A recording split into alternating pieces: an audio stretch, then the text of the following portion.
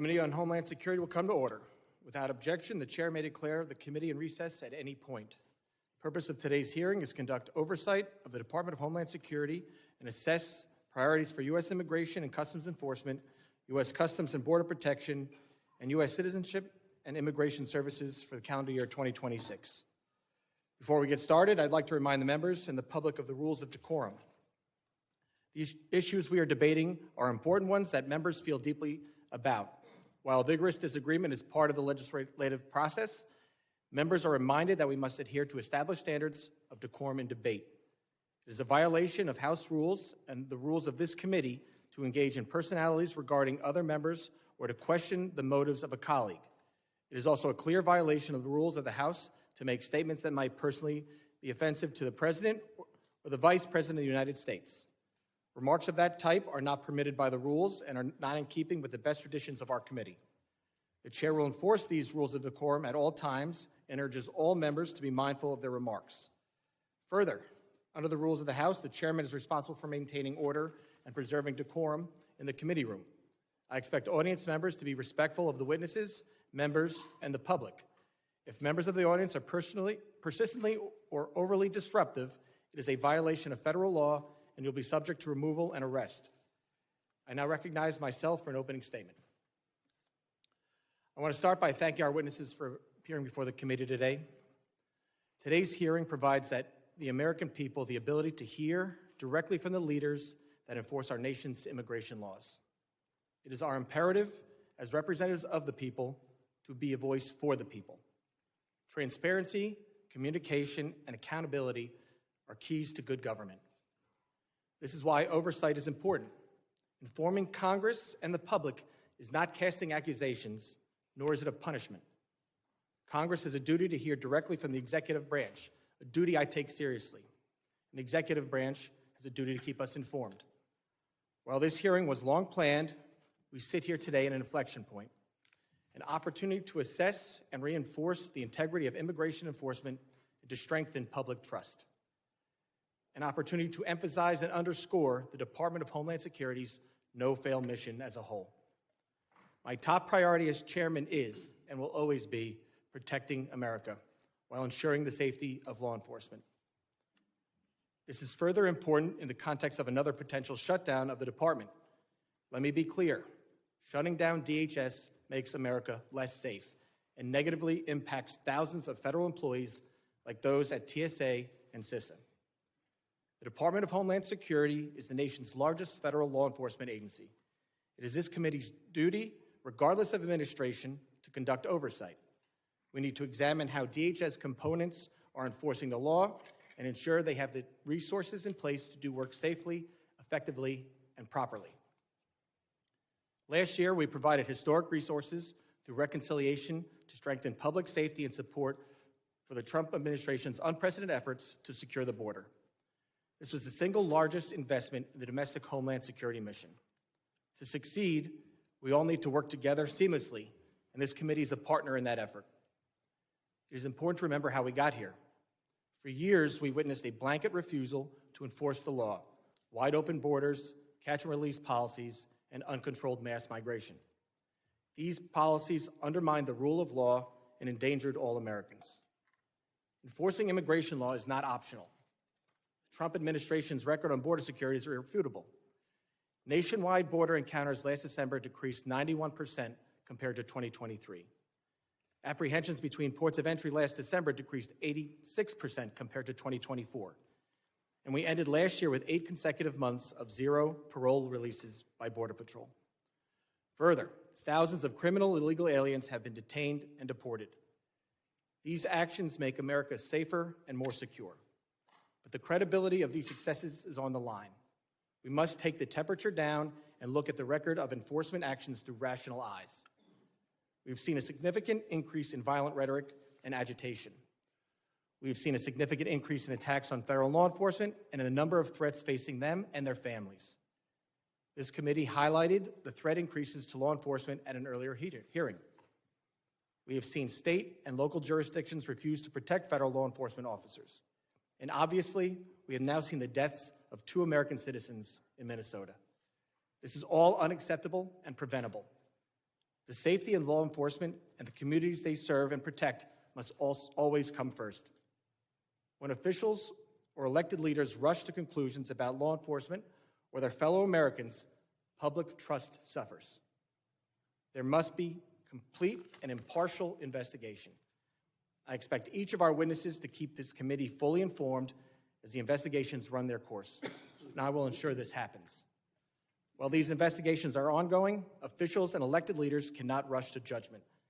I cannot put myself in the shoes of law enforcement, nor can I imagine what the families of Ms. Good and Mr. Preddy are enduring today. Public trust and public safety go hand in hand. We cannot have one without the other. I'm encouraged to see that President Trump sent Board Czar Tom Homan and Commissioner Scott to Minnesota to work with Governor Walz, Mayor Frey, and other local leaders. I sincerely hope this dialogue continues. This should stand as an example of cooperation to anyone who continues to incentivize reckless behavior in our streets, unlawfully impede law enforcement operations, or disparage their fellow citizens. State and local officials should be partners, not obstacles when it comes to public safety. And federal officials should keep in mind that this kind of partnership is a two-way street. Everyone should have the same goal of keeping America safe. Transparency and communication are needed now more than ever. The department's no-fail mission hangs in the balance. A rule-based order is not one-sided. Enforcing immigration law and defending all Americans' constitutional rights, including the rights to peacefully protest, bear arms, and privacy, are not mutually exclusive. I want to thank Secretary Noem for making these witnesses rapidly available, and again, thank the three of you for being here today. As Board Czar Homan recently said, you can't fix problems if you don't have discussions. I hope we can have a positive, civil, and productive discussion today. Only together can we make our community stronger and the homeland safer for the future of all Americans. I now recognize the ranking member, the gentleman from Mississippi, Mr. Thompson, for his opening statement. Thank you very much, Mr. Chairman. Good morning to all of you who are here. Thank you for calling this hearing today. This important hearing has drawn a great deal of interest and attention, and many of my colleagues who represent the border city of El Paso and who have been leader on border security, Veronica Escobar, has joined us today and would like to ask questions of our witnesses. So, Mr. Chairman, I ask unanimous consent that the gentlewoman from Texas, Ms. Escobar, be permitted to sit with the committee and question today's witnesses as we have afforded that to other individuals in past hearings.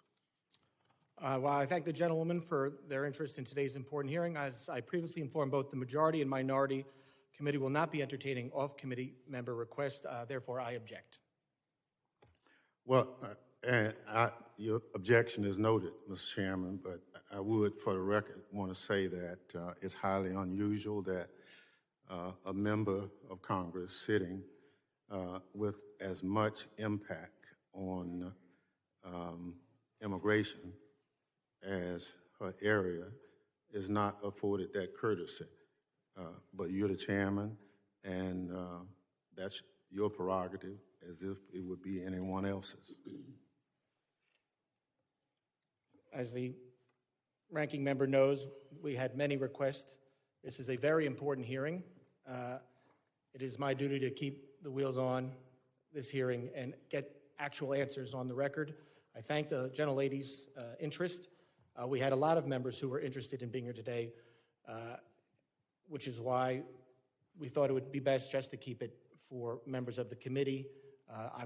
These gentlemen have repeatedly testified before many committees at the Capitol, and I'm sure other members will get the opportunity to do the same questioning. This is the Committee on Homeland Security. We had previously said we would not waive on members specifically for this hearing, and we're going to stick by that rule today. Thank you very much, Mr. Chair.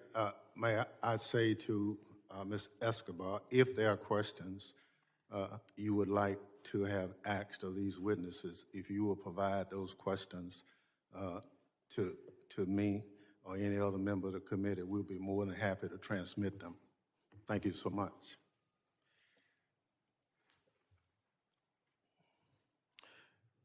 I hope my Republican colleagues will remember that our job is to conduct oversight, not cover for Donald Trump and his out-of-control administration, which is running roughshod over Americans' rights, killing U.S. citizens and threatening our very democracy. The disease rotting the Trump administration from the inside out started at the top and has infected every part of the executive branch. Nowhere is that more evident than at the Department of Homeland Security.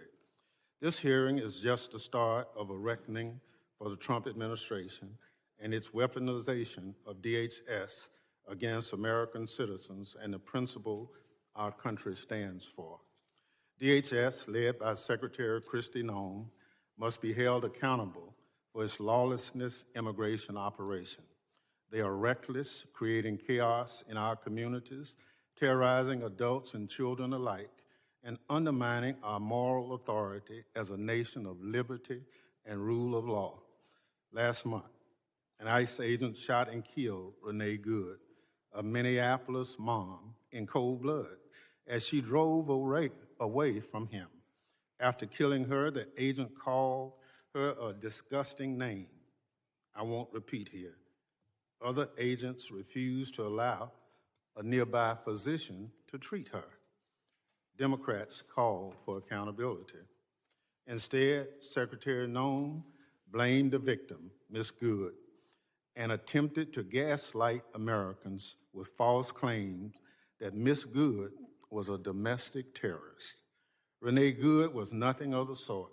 She was a mom, a wife, a neighbor, and an American citizen who did not deserve to die at the hands of her own government. She should be alive today. Ever since, the Trump administration has devoted the full resources of the federal government to blocking a legitimate investigation into Ms. Good's killing. If that isn't a sign of guilt, I don't know what is. Federal prosecutors had a warrant to collect evidence from Ms. Good's vehicle for a civil rights investigation into ICE's use of force, but FBI Director Kash Patel and other Trump administration officials demanded they drop it. Career prosecutors, duly bound to the rule of law, not the political prerogatives of the White House, resigned in protest. Blocking an investigation into the government's use of force against one of its own citizens is a self-dictatorship, not democracies. Every American should be outraged. Democrats tried to get answers in the aftermath of Ms. Good's shooting. We called on Acting Director Todd Lyons to testify at the committee's hearing 3 weeks ago. Unfortunately, he turned down the committee's invitation.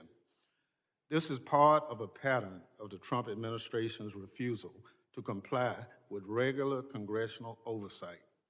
Committee Democrats have sent multiple letters to ICE and CBP on critical issues, but most of them, 10, have gone unanswered. Mr. Chairman, I ask unanimous consent to include all 10 of these records into the record, letters into the record. Without objection. ICE has blocked members of Congress from visiting its detention facilities, even after reports of horrific conditions, detainee abuse, and a detainee being murdered in a DHS facility.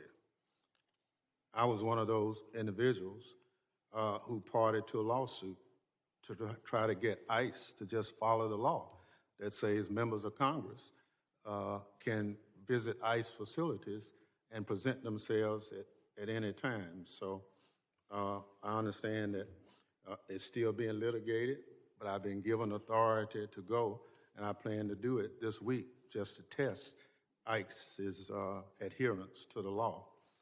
Mr. Lyons is here today, nearly a month after we invited him. I guess DHS needed time to get his story straight before he came to testify under oath. Fearing more violence from federal law enforcement, Democrats have also called on DHS to rein in immigration agents and their brutal attacks on Americans immediately following Ms. Good's murder. but DHS ignored our pleas. Instead, Greg Vino, who styled himself in Nazi attire and takes joy in deploying tear gas at Americans, continued to roam around Minneapolis with his mass gang, terrorizing people and violating their constitutional rights. And tragically, our worst fears were realized. Just days after the hearing, Mr. Lyons refused to participate in. CBP personnel shot Alex Preety, and he was face down on Minneapolis' sidewalk, killing him in broad daylight. In the video of the incident, a DHS agent can be seen cheering Mr. Preety's death. Americans watched the video in horror. Yet once again, Secretary Nome gaslit the public, made up a demonstrably false story about Mr. Preety and blamed the victim for his own death. Mr. Preety was a law-abiding U.S. citizen and a VA nurse who dedicated his career to caring for our veterans. Mr. Chairman, at our last month hearing, I asked for a moment of silence in the memory of Renee Good. Today, with great sadness about another American killed at the hands of DHS, I ask that the committee observe a moment of silence in honor of Alex Preety.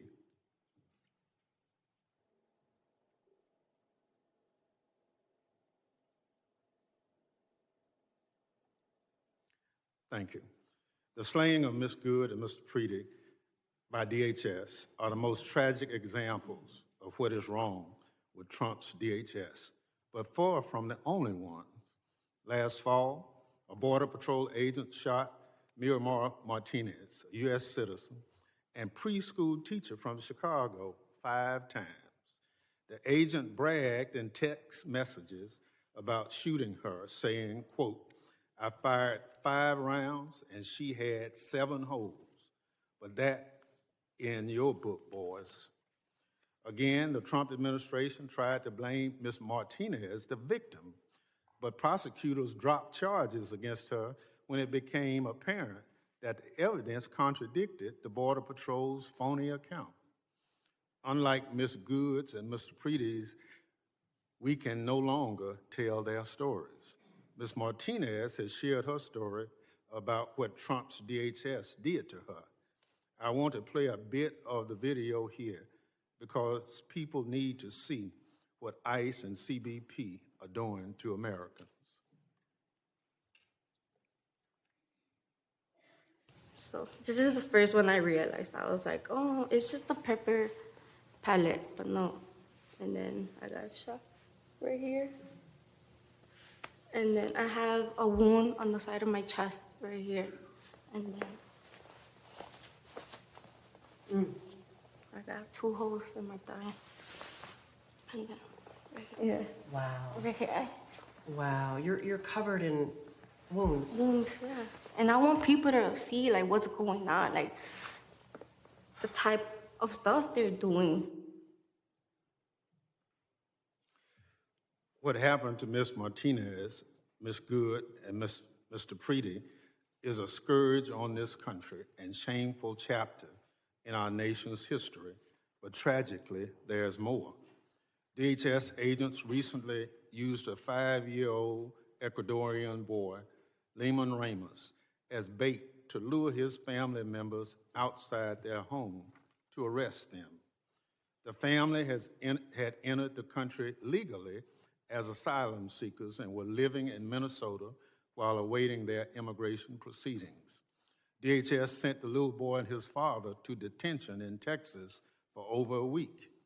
Thankfully, a judge ordered him released, slamming DHS for its, and I quote, incompetently implemented deportation campaign. Incompetently implemented deportation campaign is putting it nicely, especially as it relates to small children. More apt in the Bible, quote from John 11, chapter 35th, referenced at the end of the judge's opinion, Jesus wept. DHS personnel are now forcing their way into private homes without a judicial warrant in violation of the Fourth Amendment. In one recent incident, ICE dragged a U.S. citizen from his home at gunpoint in underwear before realizing they had picked up the wrong person. The person ICE was actually looking for was sitting in jail in Minnesota. The Minnesota Department of Corrections says that ICE had this information all along. Bystander videos from Minneapolis and cities around the country show ICE and CBP personnel behaving like unprofessional goons, cursing at bystanders and mooning people from their hotel rooms. News reports have a Border Patrol agent was found passed out, drunk, and covered in vomit in a vehicle. And ICE personnel apparently stole a child's phone and sold it for cash. It's an embarrassment, and DHS's so-called leadership should be ashamed, if only they had any shame. Secretary Noem, Department of Homeland Security, has the blood of American citizens on its hand, but she takes no responsibility for anything. To the contrary, Secretary Noem was last seen in this committee room hiding behind her family in a desperate attempt to distract from her department's failures and abuses. Then she ran from our questions, leaving early under the guise of needing to attend a meeting that it turns out didn't even exist. Her inexcusable behavior should come as no surprise. She's always been more concerned with photo ops and wardrobe changes than following the law and fulfilling the mission of her department. Since being sworn in, Secretary Noem has enriched herself, abused the power of her office, obstructed congressional oversight, and violated her oath to the Constitution. Donald Trump and Kristi Noem are doing real damage to this country and to the department that was stood up 25 years ago in the wake of 9/11 to protect American citizens from future attacks. Secretary Noem is a liar with no concern for the lives of Americans killed by the department she runs. She must go. Mr. Chairman, I yield back. Gentleman yields back. Other members of the committee are reminded that opening statements may be submitted for the record. I would now like to formally introduce our witnesses. First is Mr. Rodney Scott. Mr. Scott is Commissioner of U.S. Customs and Border Protection. After decades of service at CBP, including a stint as Chief Border Patrol, he has served as a Senate-confirmed commissioner since June of 2025. Second is Mr. Joseph Edlow. Mr. Edlow is Director of Citizenship and Immigration Services. Director Edlow has served in numerous legal roles across executive branch and Congress, including Chief Counsel to USCIS. Mr. Edlow has served as a Senate-confirmed director since July 2025. Third is Mr. Todd Lyons. Mr. Lyons is the Acting Director of Immigration and Customs Enforcement. Acting Director Lyons began his federal service in the U.S. Air Force in 1993 and joined ICE as an agent in 2007. Mr. Lyons moved up the ranks and has served as Acting Director since March of 2025. Thank all the witnesses for being here today. Pursuant to Committee Rule 8C, I ask that the witnesses please rise and raise their right hand.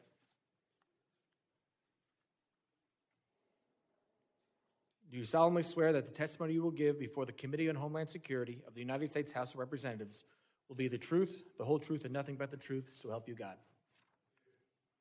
Let the record reflect that the witnesses have answered in the affirmative. Thank you, and please be seated. I now recognize Commissioner Scott for 5 minutes to summarize his opening statement. Chairman Garbarino, Ranking Member Thompson, members of the committee. Thank you for the opportunity to appear here before you today. I'm honored to represent more than 67,000 dedicated men and women of U.S. Customs and Border Protection who are tirelessly protecting this great nation every single day by simply trying to make sure we know who and what is entering our homeland. Border security is national security. Law enforcement personnel that selflessly provide this service to America increasingly perform under difficult conditions and intense public and political scrutiny. But these brave men and women deserve our gratitude and thanks. It's my privilege to be here today joining my colleagues from Immigration and Customs Enforcement and Citizenship and Immigration Services. Our agencies work in partnership to secure the homeland and uphold the integrity of our immigration system. CBP has spent the last year rebuilding what was an intentionally broken border. As I informed Congress in 2021 and again in 2023, the open border policies of the Biden administration all but eliminated any meaningful border and it replaced it with a porous geographic line defined by record-high encounters with illegal aliens, overwhelmed facilities, and a workforce that was stretched so far beyond their capabilities that hostile nations and the cartels exploited our border at will. That all changed on January 20th, 2025, under the leadership of President Trump. We have now implemented effective policies, established unified priorities and objectives across all federal departments, and empowered our workforce to do their jobs by simply enforcing the laws that already exist. We have imposed consequences for those who break our laws, the laws that this body enacted. And today, the United States, because of these efforts, enjoys the most secure border in our nation's history. But this progress did not happen by accident. It's a result of a comprehensive approach to border security. We ended catch and release, we prioritized detention and removal authorities, and we sent a clear message that illegal entry into the United States will not be tolerated. And the numbers speak for themselves. We have achieved record low illegal crossings between ports of entry. Border Patrol apprehensions along the southwest border totaled over 90,000 for the entire year. That's a number that used to represent a single month under the Biden administration. Daily encounters have dropped by 95%, averaging about 250 per day, compared to 5,000 a day during the Biden administration. Our increased enforcement also resulted in the seizure of over 617,000 pounds of illicit narcotics. That's nationwide, an 8% increase over the prior year. This included nearly 11,000 pounds of fentanyl and more than 186,000 pounds of methamphetamines. This is what having a secure border looks like. None of this would have been possible, though, without the vision and leadership of President Trump and the historic investments made in border security. The One Big Beautiful Bill, a $65 billion investment, is enabling CBP to modernize border infrastructure, deploy additional advanced technology, and to grow our workforce. Since January 2025, CBP is building smart wall at record levels. We're installing high-tech attributes where the Biden administration had shut it off. We're installing water barriers along the Rio Grande River, which denies criminals access to these routes. But that is not all. We're investing in technology at our ports of entry, non-intrusive inspection equipment, biometrics, and advanced surveillance to improve our ability to know what's coming into this country, the land, air, and sea, at and between the ports of entry. CBP's workforce is without a doubt the greatest asset that we have. The One Big Beautiful Bill is investing historic amounts of money in recruitment, hiring, and retention and training to ensure that we have the most highly qualified and capable law enforcement professionals securing our border. Due to the collaboration across all federal departments, the resultant record low encounters, CBP has been able to surge resources to support ICE's targeted enforcement operations across the nation. CBP is integrated with ICE and other partners to identify and remove dangerous criminals and others who remain in the country illegally. As recent events have demonstrated, though, our officers and agents are increasingly facing an unprecedented level of aggressive interference and intimidation when executing the laws that you have asked them to enforce. These attacks on federal law enforcement personnel are coordinated and well-funded. This is not peaceful protest. No law enforcement officer should be put at personal risk simply for doing the job that we have asked them to do. I thank you for your continued support of CBP's mission, and I look forward to answering your questions today. Thank you, Commissioner. I now recognize Director Edlow for 5 minutes to summarize his opening statement. Thank you, Mr. Chairman. Chairman Garbarino, Ranking Member Thompson, and members of the committee. It is an honor to speak to you about the priorities and progress of U.S. Citizenship and Immigration Services.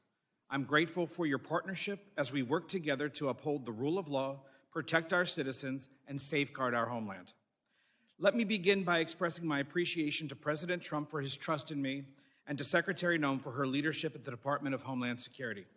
I'm proud to serve alongside a workforce that's deeply committed to advancing the President's agenda, protecting our communities, and restoring integrity to America's legal immigration system. As Director of U.S. Citizenship and Immigration Services, My vision has been straightforward and clear. Restore accountability to our immigration system and ensure that it serves the interests of the American people first and foremost. Today, I want to highlight some of our most significant accomplishments: ending the exploitation of immigration programs, putting American workers first, protecting our communities from public safety threats, protecting national security, and combating immigration fraud. Fraud isn't just a paperwork issue. It's a national security and public safety concern. Often those who wish to do us harm exploit weaknesses in our system. Over the past year, USCIS has made nearly 33,000 fraud referrals to law enforcement, a 138% increase over previous years. We conducted thousands of site visits to homes and workplaces and thousands of social media checks to ensure aliens aren't espousing anti-American sentiment. Moreover, our fraud detection and national security team completed over 21,000 investigations, identifying fraud in approximately 65% of those cases. In Operation Twin Shield in Minneapolis-St. Paul back in the fall, we uncovered marriage fraud, visa misuse, and student visa abuses, leading to denials of immigration benefits, arrests, and removal proceedings. This work led to Operation Paris, where we continue re-examining thousands of refugee cases in Minnesota, conducting thorough background checks and in-person reviews. We've also strengthened our vetting policies. If someone falsely claims U.S. citizenship to get a public benefit or try to vote, we hold them accountable through denial of citizenship or loss of immigration status. We've tightened screening to determine whether claimed marriages and family relationships are legitimate. And we've changed regulations to employment authorization is no longer automatically extended. Now we require more frequent renewals so that we can vet aliens more frequently and ensure that they deserve to remain in the country. Additionally, we've taken action to end the exploitation of immigration programs. Mass humanitarian parole programs were being abused by the prior administration. So we've restored them to Congress's original intent, allowing those benefits on a case-by-case basis. Secretary Noem also ended decades of temporary protected status for several countries, returning the program to what Congress intended: temporary protection, not permanent status in the United States. Moreover, this administration is doing more to ensure the integrity of our elections. We enhanced the SAVE program so states can verify citizenship of those on their voter rolls more effectively. Since January 2025, we've processed over 58 million queries, and 27 states are participating. Additionally, federal agencies ran nearly 206 million SAVE queries last year to identify fraud and preserve public assistance benefits for lawful U.S. residents and citizens. We're also putting American taxpayers and communities and workers first. We affirmed that aliens should be self-reliant, not dependent on public assistance, and that their sponsors are liable for the cost of public benefits that they access. The Department of Homeland Security is also working to rescind the 2022 public charge rule, restoring our discretion to determine if an alien will rely on government assistance. We've proposed protecting American jobs by prioritizing H-1B visas for higher skilled, higher paid workers so that companies can't use those visas merely as a way to get cheaper non-citizen labor. We've also streamlined agricultural visa processing to better support American farmers. A major milestone was implementing the One Big Beautiful Bill, which added new fees for certain immigration processes. USCIS collects those fees, but only retains a small amount of the money, while the rest goes to other agencies and deficit reduction. Finally, protecting the American people is at the heart of everything we do. After the attack on 2 brave service members of the National Guard last November, Secretary Noem directed us to review immigration benefits for aliens from high-risk countries. In closing, U.S. Citizenship and Immigration Services is restoring integrity, accountability, and security to America's legal immigration system. These accomplishments reflect the dedication of our workforce and the transformative leadership of President Trump and Secretary Noem, both of whom have allowed USCIS to do the job it was created by Congress to do. We stand ready to continue working with Congress to protect the homeland and uphold the rule of law. Thank you, and I look forward to your questions. Thank you, Director Udlow. I now recognize Acting Director Lyons for 5 minutes to summarize his opening statement. Good morning. Chairman Garbarino, Ranking Member Thompson, distinguished members of the committee, thank you for the invitation to discuss the critical work U.S. Immigration and Customs is doing every day to carry out President Trump's agenda to keep America safe, restore order to our communities, and return the rule of law to this country. Under the leadership of President Trump and DHS Secretary Kristi Noem, the men and women of ICE have been empowered to do exactly what they're trained to do: arrest and remove illegal aliens and criminals from our communities. We are enhancing public safety, securing our national security, and finally restoring integrity to the immigration system that had been allowed to collapse. We have supercharged our partnerships with state and local law enforcement, empowering officers around the country through the 287G program to help ICE identify and remove criminal aliens. Those partnerships have increased more than 900% since President Trump took office, and our communities are safer for it. I am also proud of our agency's unprecedented hiring campaign that led to hiring of more than 12,000 officers and special agents in less than a year, and more than 222,000 individuals submitted applications. This expansion of a well-trained and well-vetted workforce will help further ICE's abilities to execute President's and Secretary's bold agenda. Before discussing our broader operations, I must address the situation in Minnesota and the dangers that ICE agents and officers face nationwide. While the investigations remain ongoing, I'm encouraged that some Minnesota officials are finally signaling the willingness to cooperate with ICE. But let me be clear, promises are not enough. We need action. In the wake of the unprecedented border crisis of the previous administration, ICE has stepped into the breach to enforce the law. This commitment has a cost. We are facing the deadliest operating environment in our agency's history.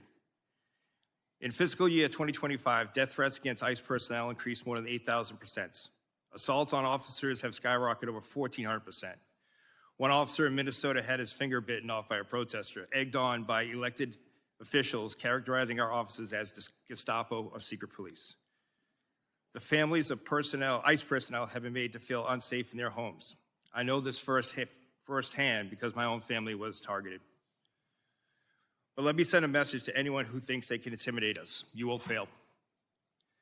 Despite these perils, our officers continue to execute their mission with unwavering resolve, and we are only getting started. ICE remains committed to the fundamental principles that those who illegally enter our country must be held accountable. Since the beginning of the second Trump administration, we have achieved historic results. From January 20th, 2025 through January 20th, 2026, ICE has conducted nearly 379,000 arrests. Among those arrests were more than 7,000 suspected gang members and over 1,400 known as suspected terrorists. The president tasked us with mass deportation, and we are fulfilling that mandate. Thanks to the resources provided by this Congress, we are ramping up detention capabilities and removal flights daily. In the last year alone, we conducted over 475,000 removals. It's a brutal reality that criminal immigration today is organized by sophisticated, ruthless, transnational criminal organizations. These include cartels and transnational gangs President Trump has rightly designated as foreign terrorist organizations. The only way to defeat them is to destroy their revenue. Within Homeland Security investigations, our special agents are delivering critical outcomes in the fight against transnational crime. We are seizing fentanyl before it kills our children and dismantling the networks that poison our communities. In FY25 alone, we seized more than 2.5 million pounds of narcotics, a 50% increase from the previous year and a critical blow to transnational organization groups everywhere. HSI criminal arrests are at the highest point in history. However, our approach is just not about enforcement. It is about restoring order and dignity to the human beings sold alive by smugglers and exploited by these TCOs. In August 2024, the DHS Office of Inspector General released a report that concluded that more than 291,000 unaccompanied alien children out of nearly 450,000 transferred from DHS to HHS custody were simply lost by the system. We are talking about children exploited in factories, abused in sexual trades, and living as indentured servants on American soil. HSI is leading the charge to find them. We have conducted more than 71,000 field engagements to locate children, verify sponsor legitimacy, and uncover criminal activity related to exploitation. Since February 2025, ICE has arrested more than 500 criminal sponsors of these offenses, including sexual exploitation and forced labor, dismantled more than 2,400 human smuggling operations, and along with our federal partners, located more than 145,000 children. To further ensure TCOs can never threaten our nation again, President Trump dedicated the establishment of the Homeland Security Task Force. The Homeland Security Task Forces represent the most aggressive and coordinated attack on TCOs in history. Through Cross-Border Financial Crime Center, we have developed and implemented a strategy to combat rampant fraud, including government programs in Minnesota and across the country. Using this strategy, HSI has opened numerous criminal investigations into the complex fraud systems that have resulted in the thefts of billions. Much of the fight ICE faces continue to be fueled by so-called sanctuary cities. These jurisdictions provided a shield for criminal aliens when a local jail refuses to honor ICE detainer and releases that predator back into the community.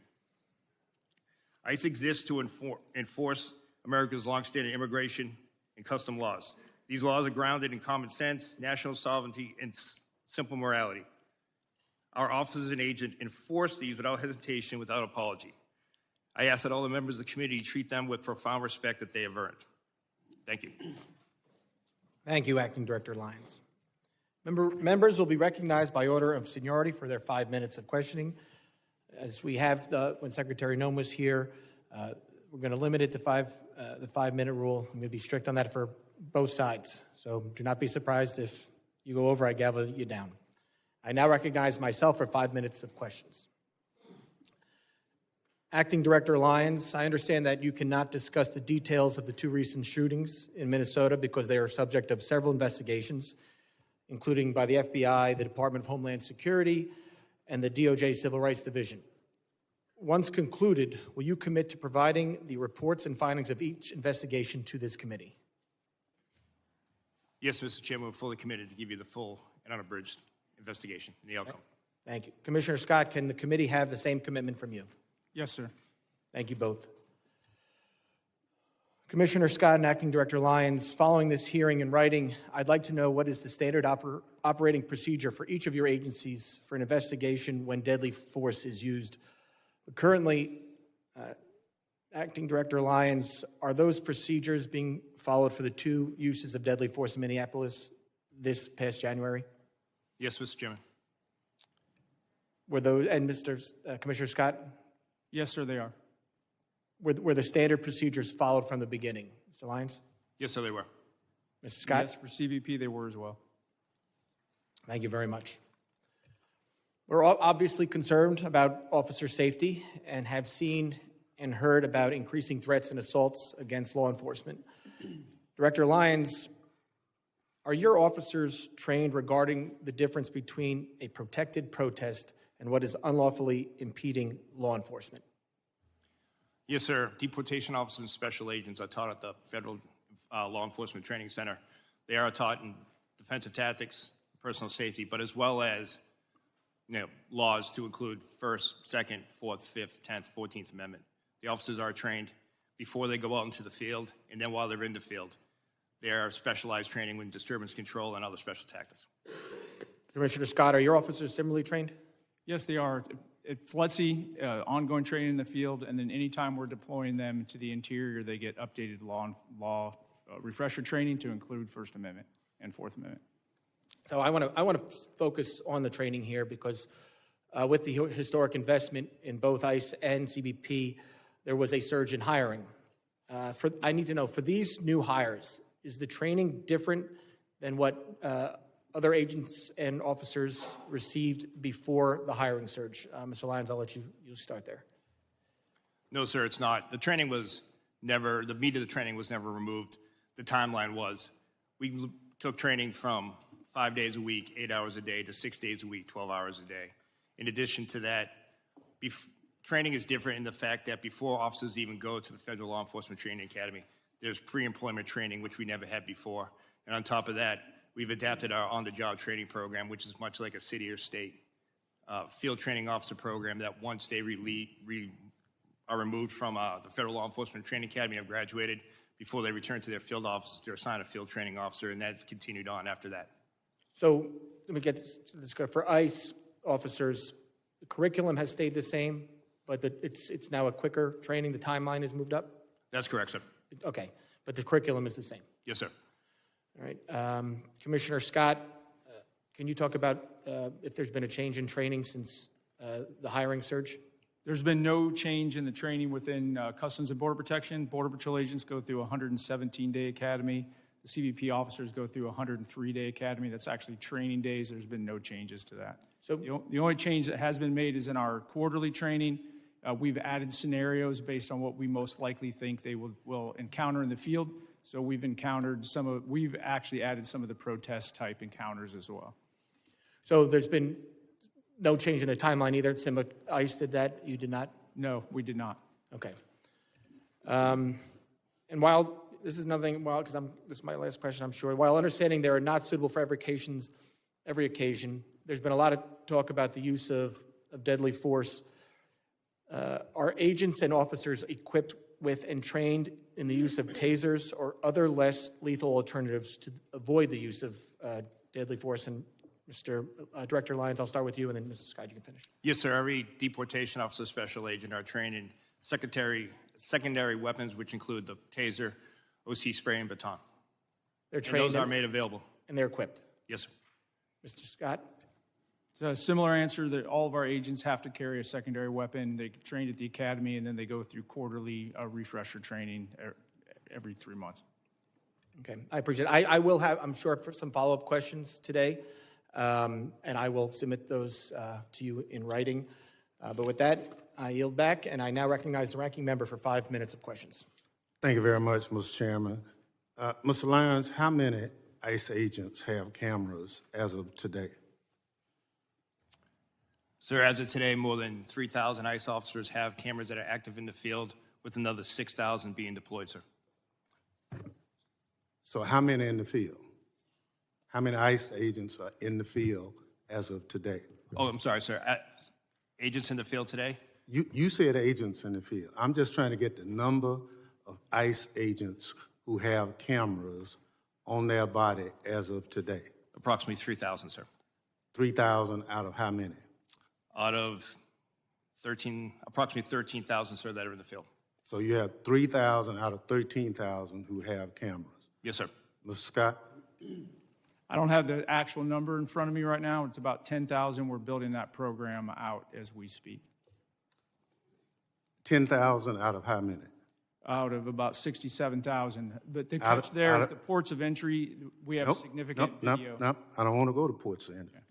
I just want to know how many cameras right now do you have on your agents? When you say agents, Border Patrol agents, there's about 10,000. 10,000 That's an out. estimate, 10,000 out of how many? Out of 20,000 Border Patrol agents. So half of them. Approximately, yes. So I'll give you a chance to look at that since you said approximately and get back to the committee on what's the accurate number. Not how many you're purchasing, how many as of this day. Understood, and I will get you that number. Thank you. Mr. Lyons, what's the regular timetable of training an ICE agent? Sorry about that, sir. Right now, the training is approximately 47 days at the Federal Law Enforcement Academy. Overall training is about 3 months, sir. So you went from 3 months to 47 days. No, sir, the whole total training to include the pre-employment training and then the OJT program is 3 months. And 47 days in the Federal Law Enforcement Training Academy. So they go to Flexi for 47 days or for 3 months? No, sir. You asked for the total training time. The total training time now is a combined 3 months, sir, with 47 days at the Federal Law Enforcement Training Academy. So you didn't reduce the timeline for any of the ICE agents to come on board? We reduced the timeline for the previous certified federal law enforcement officers or special agents, where we went to the ones who are already trained in firearms and defensive tactics and criminal procedure. We adapted to a shorter program so they would just have the extensive Immigration Nationality Act training, immigration law, and ICE-specific training. So if you hired somebody for ICE today, how much training would they receive before they become a full-time agent? So for a person off the street who has never been a law enforcement officer, they're looking at approximately 3 months of training, sir. And the 47 days is for who? That is for everyone that hasn't, who's never worked for ICE, sir. So you could have someone that's a Capitol Police officer. They would not have to go through extended training for when it comes to defensive tactics, firearms, et cetera. They would have to go through the rigorous immigration training, which unfortunately immigration law is just as confusing and long as tax code, which we have to ensure that we devote that extensive time to. Thank you so much. But Yes, sir. would you provide the committee with the timeline? Yes, sir. We will provide you. Some of us understand it's 47 days. Yes, sir. We will But provide you're you telling us it's 3 months. from the beginning, sir, when they go ahead and come on pre-employment training to the Thank you. OJT program afterwards. But we will provide the committee with the full for Okay. each breakdown.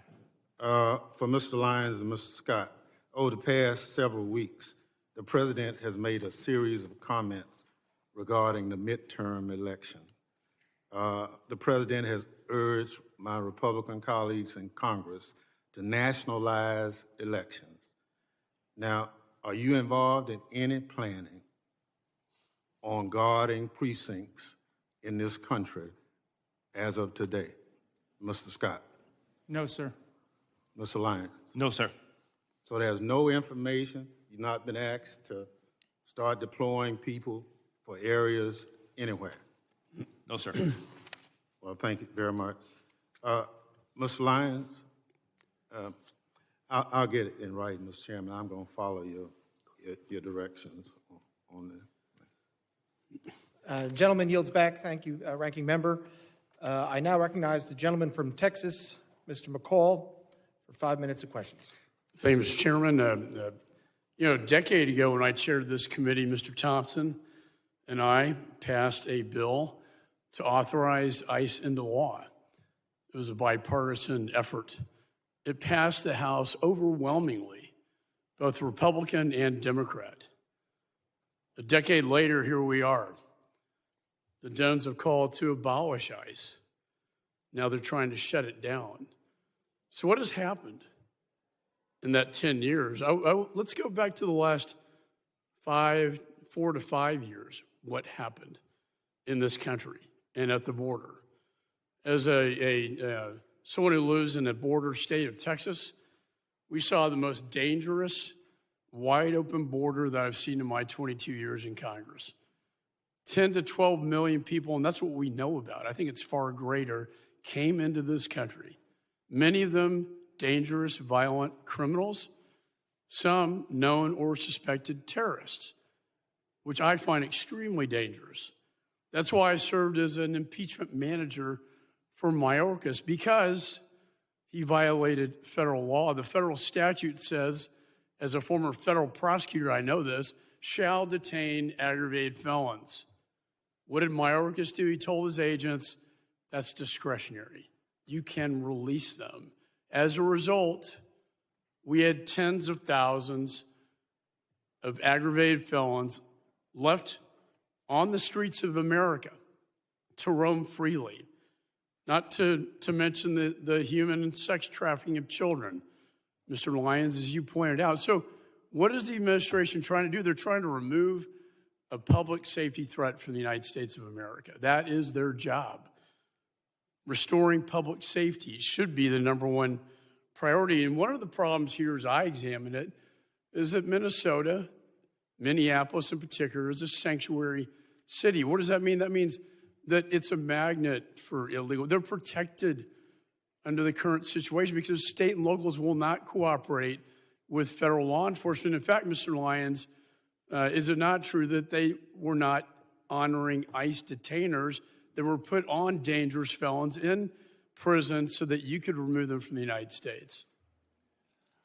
That is correct, sir. The detainees were not honored at the local level in Minneapolis.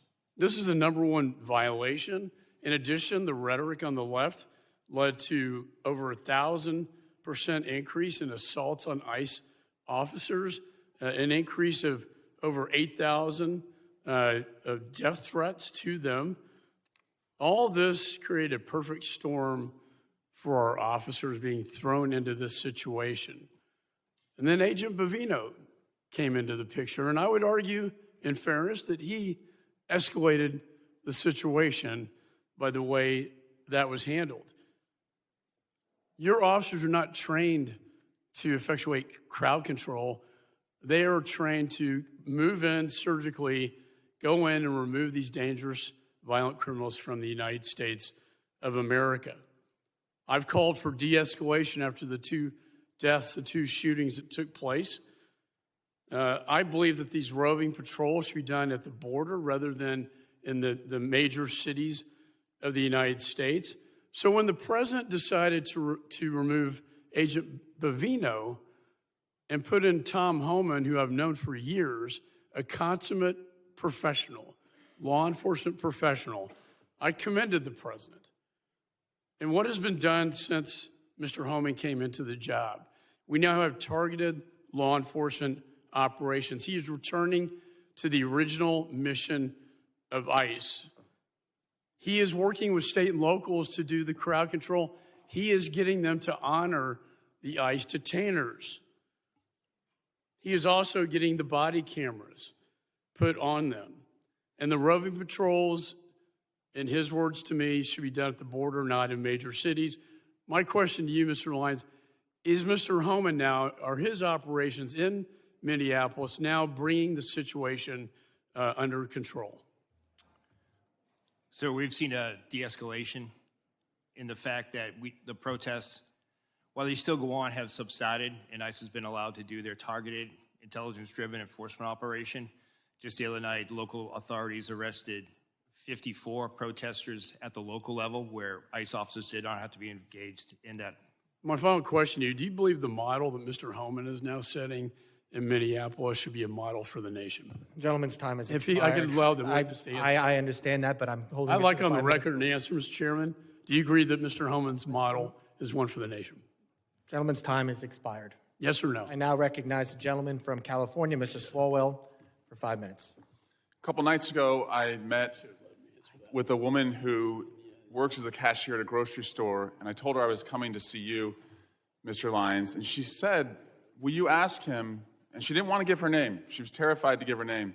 But she said, when I get off my shift around midnight and I walk through the parking lot to my car, she said, if somebody rolls up in an unidentified van and gets out wearing all black and their face is covered and they don't have any identification and they ask me to get into the van, how do I know who they are? How does she know, Mr. Lyons? How does she know if they're an ICE agent or bad guys? Sir, ICE agents have identifiable placards on their uniforms as well as their badges representative, but you won't see ICE agents rolling through the parking lots and just snatching someone up. ICE does intelligence-driven, targeted enforcement operations. Well, Mr. Homan and others have said that they target individuals based on the color of their skin and the accents that they speak, and that's why people are running through the fields and factories where they work. Director Lyons, last year you said in Phoenix at the Border Security Expo that you wanted to see a deportation process that was like, quote, Amazon Prime, but with human beings. Mr. Lyons, how many times has Amazon Prime shot a mom 3 times in the face? None, sir, but you're also... It's the square root of 0, that's right. Yes, sir. Yeah, but if we're going to go down that route of my comment, I did say that comment. However, that comment was taken out. If you go back and watch the video, I did say that we need to be more efficient when it comes to removing individuals from the United States because ICE doesn't detain punitively. We detain to remove. I don't want to see people in custody. At the end of my statement was, and again, to your point, it was a industry day for AI and efficiencies, but I did say at the end of it, but we deal with human beings, so we can't be like them. And speaking That's of the human, key part that you're leaving out. Well, speaking of human beings, how many times has Amazon Prime shot a nurse 10 times in the back? None. How many times has Amazon Prime dragged a woman out of her car by her hair and then dragged her down the street? None. How many ICE agents have been fired for their conduct under your leadership? Sir, I can get you that data. I'll get that back to you. Is it more than 1? I'm not going to speak about personnel actions, but I'll get you that data. Can you tell us if at least, God, I hope at least 1 person has been fired for their conduct since these operations have begun? Are you telling us you can't even say 1 person's been fired? Sir, I'm not going to talk about personnel actions, but we will get back to you. But 2 people have been killed so far. Is that right? A nurse named Preddy and a mom named Good. 2 people have been killed so far. Yes, sir. Mr. Lyons, will you apologize to the family of Renee Good for being called a domestic terrorist by the president and his leadership? No, sir. Why not? Sir, I welcome the opportunity to speak to the family in private, but I'm not going to comment on any active investigation. Is she a domestic terrorist? Sir, I'm not going to comment on the investigation, and the President and Secretary Noem are elected officials. That's their right to their comments, but as career law enforcement, we won't speak to any. Do you agree with their comments? Sir, I'm not going to go ahead and talk about any ongoing investigation. Will you apologize to the family of Alex Preddy for also being called a domestic terrorist? Sir, again, I'm not going to speak to any ongoing investigation. Mr. Lyons, your staying to lead ICE is a decision. Sir, I'm sorry. Could you repeat Your that? staying on to lead ICE is a decision. And I've read your background. You have a decorated career. You've served in the military. You are what I would call otherwise employable. I think most people would agree this is not the only job that you can get. But since you've been on this job, women have been dragged by their hair through our streets. A 6-year-old child battling stage 4 cancer has been deported, and it turns out he was a U.S. citizen. People are running through the fields where they work. People who've gone to the streets as allies have been shot and publicly executed. It's a decision to stay on at this point. And considering your honorable service in the past and the dishonorable acts that those who have worked for you have conducted, and the disgraceful statements that the leadership above you have said, you now have a decision. Will you stand with the kids who you're supposed to protect, or will you side with the killers bringing terror to our streets? Mr. Lyons, will you resign from ICE? No, sir, I won't. Why not?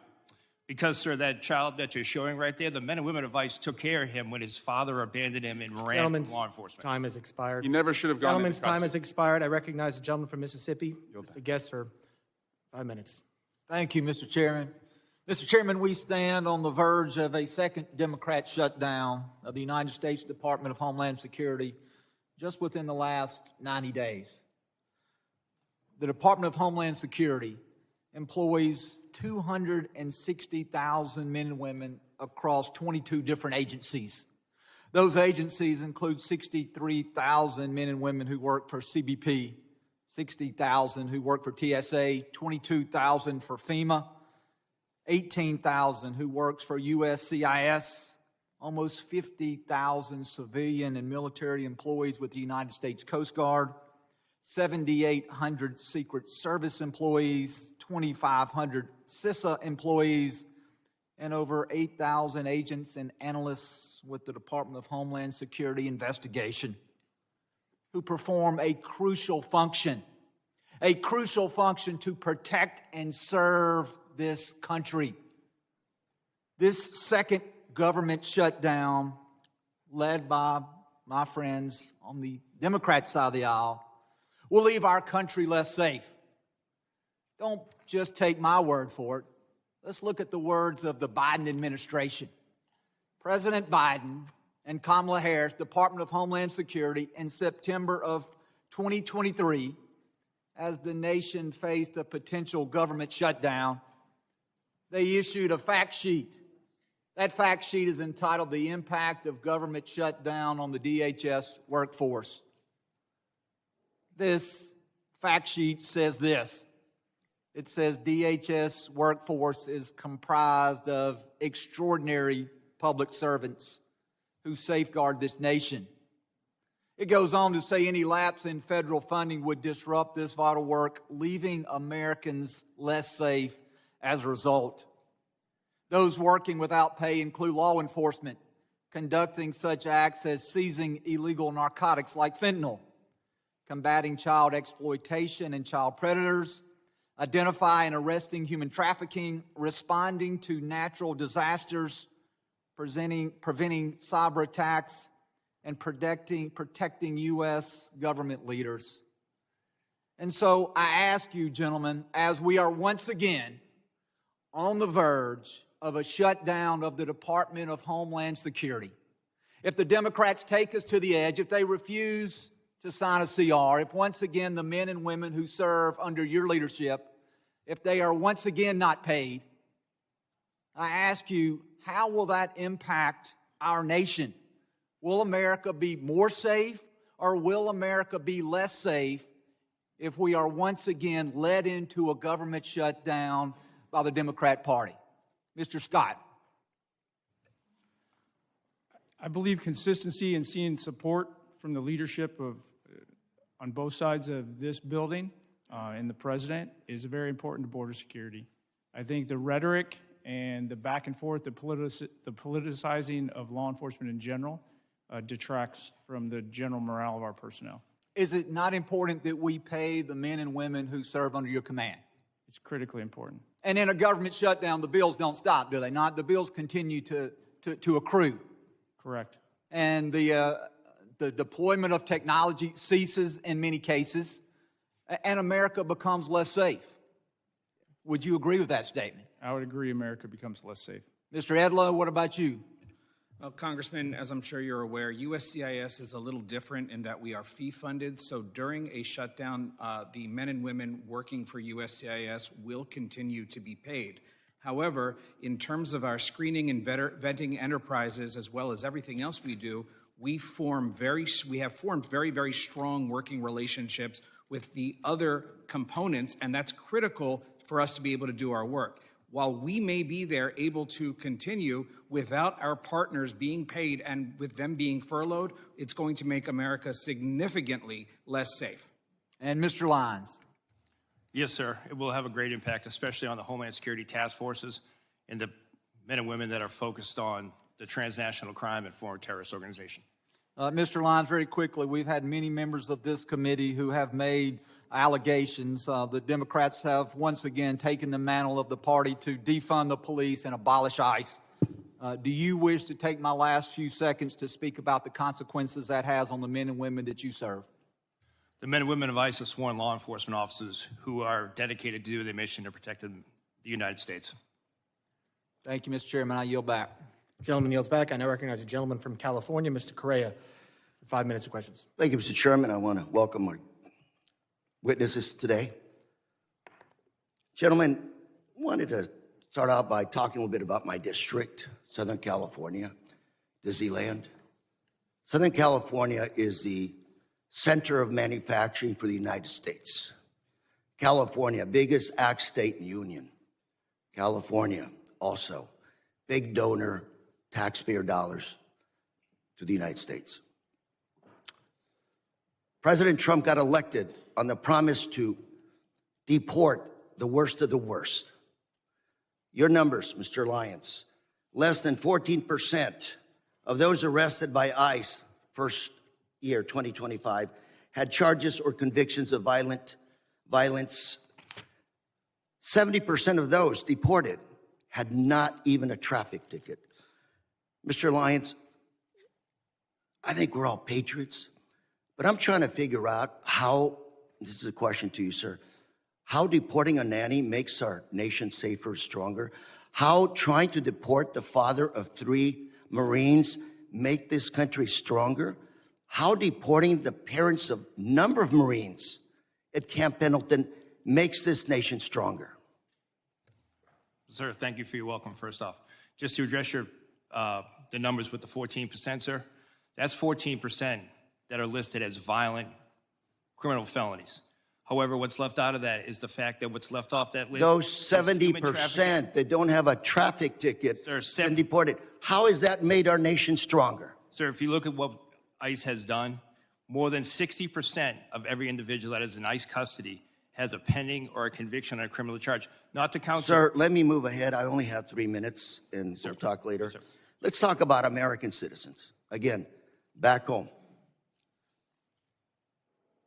People, young people asking me, what do I have to carry with me so I won't be deported? Is, Mr. Lyons, carrying a passport, is that enough so they won't be detained or deported in my district?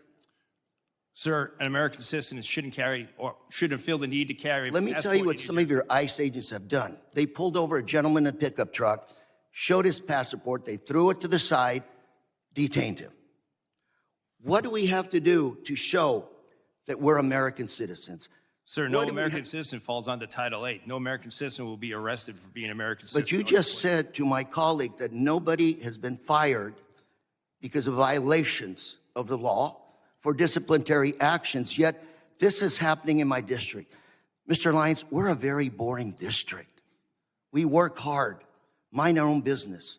ICE in our streets now. People are terrorized. American citizens. Number of cases of Americans being detained, being taken in, some being held for 5 days. Sir, what do we do with those people in that situation? What do we tell them? Sir, I don't know of any particular case that you're speaking of American citizen being I'm more than happy to provide you a list, sir. 100%, sir. So let me ask you, sir, are you surveilling U.S. citizens today? No, sir. Those people protesting, practicing this First Amendment right, photos of them, data taken, they're not being placed in any kind of a database? There is no database for protesters, sir. One of your officers in Maine said to one of the individuals protesting, we're going to put your face in a little database. What does that mean? Do you have a little database of Americans? No, sir, we don't. Then what do you think your ICE agent was doing to this individual when he said those statements? I can't speak for that individual, sir, but I can assure you there is no database that's tracking United States citizens. Sir, California, we're a sanctuary state. Does that cause you a problem picking up individuals? Yes, sir. I have with me today some data from Sheriff Barnes, Orange County Sheriff, very good friend. He's been here to testify numerous times. For 2025, he referred about 300 individuals for your office to pick up. 250 were picked up, 50 were never picked up. We had a long conversation saying, what is going on? If these are the worst of the worst, you've called ICE to pick them up and you didn't pick them up. Can you explain to us why you didn't pick up all these individuals that were referred to your office to pick up? Yes, sir. That's the key part of that is the referral. We make sure that those individuals are eligible to be placed in detention and for movability. So you in that never case, it would even be looked at those individuals. Gentleman's time. I would like to talk to you about this issue later on, Mr. Lyons. Gentleman's Thank you very time much. has expired. I now recognize the gentleman from Texas, Mr. Pfluger, for 5 minutes of questions. Thank you, Mr. Chairman. Why are we here? And I think it's pretty clear that until proven otherwise, at 5 years of experience, that it seems like one side of the aisle is in favor of open borders and wants to abolish ICE. And I hope that that can be proven wrong. And the other side of the aisle wants to enforce the laws that are on the books. Commissioner Scott, how many administrations have you worked for in your career? Since the Clinton administration? So multiple Republicans and multiple Democrats. Correct. Is it a crime to enter this country illegally and to skip a notice to appear, to skip a court-ordered appearance, and to not comply with the laws that are on the books? Yes, sir. Has that changed since you started working for President Clinton? No. So I can't imagine establishing the fact that it is a crime to skip a notice to appear. We had 10 to 12 million people who entered this country illegally in the Biden administration.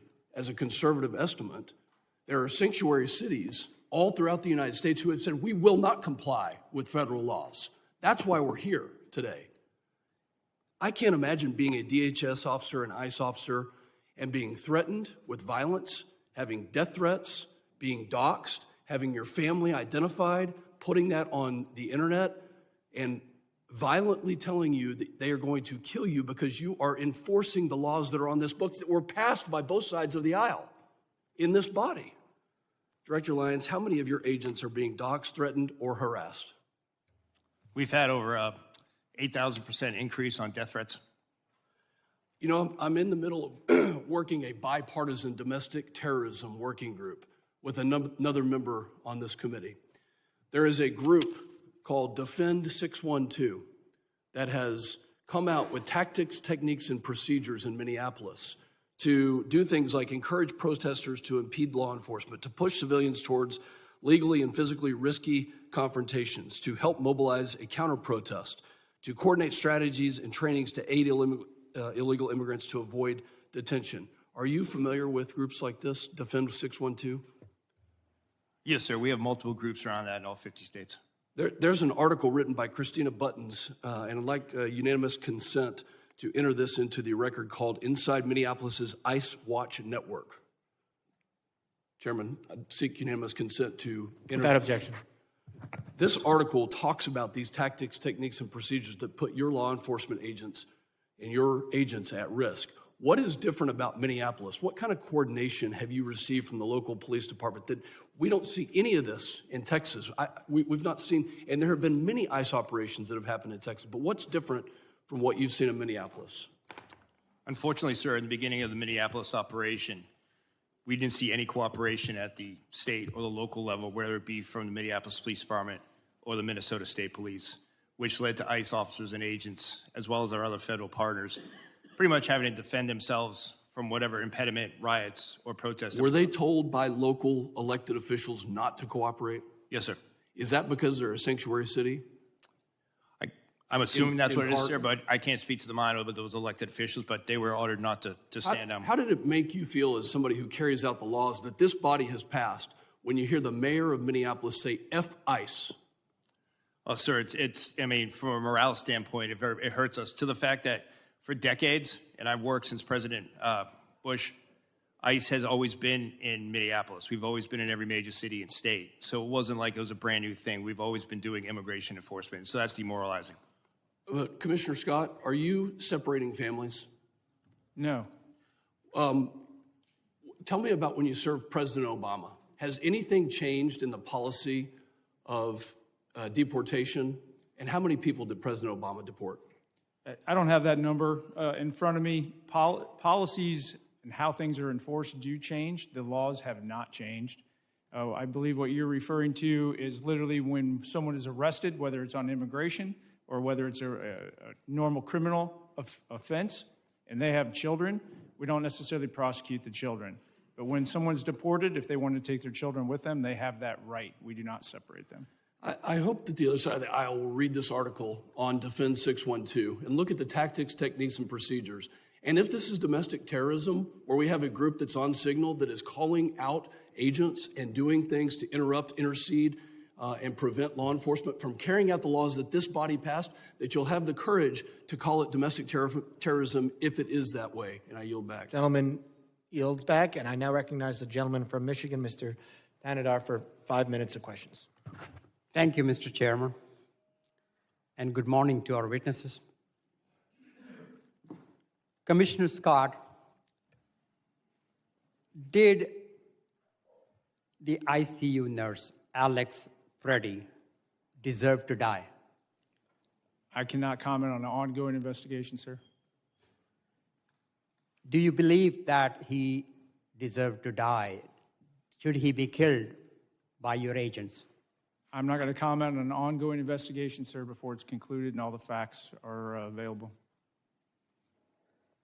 Do you agree with CBP Commander Bovino's statement that Alex Preddy was planning to massacre law enforcement agents? I'm not going to comment on an ongoing investigation, sir. Director Lyons, did Renee Good deserve to die?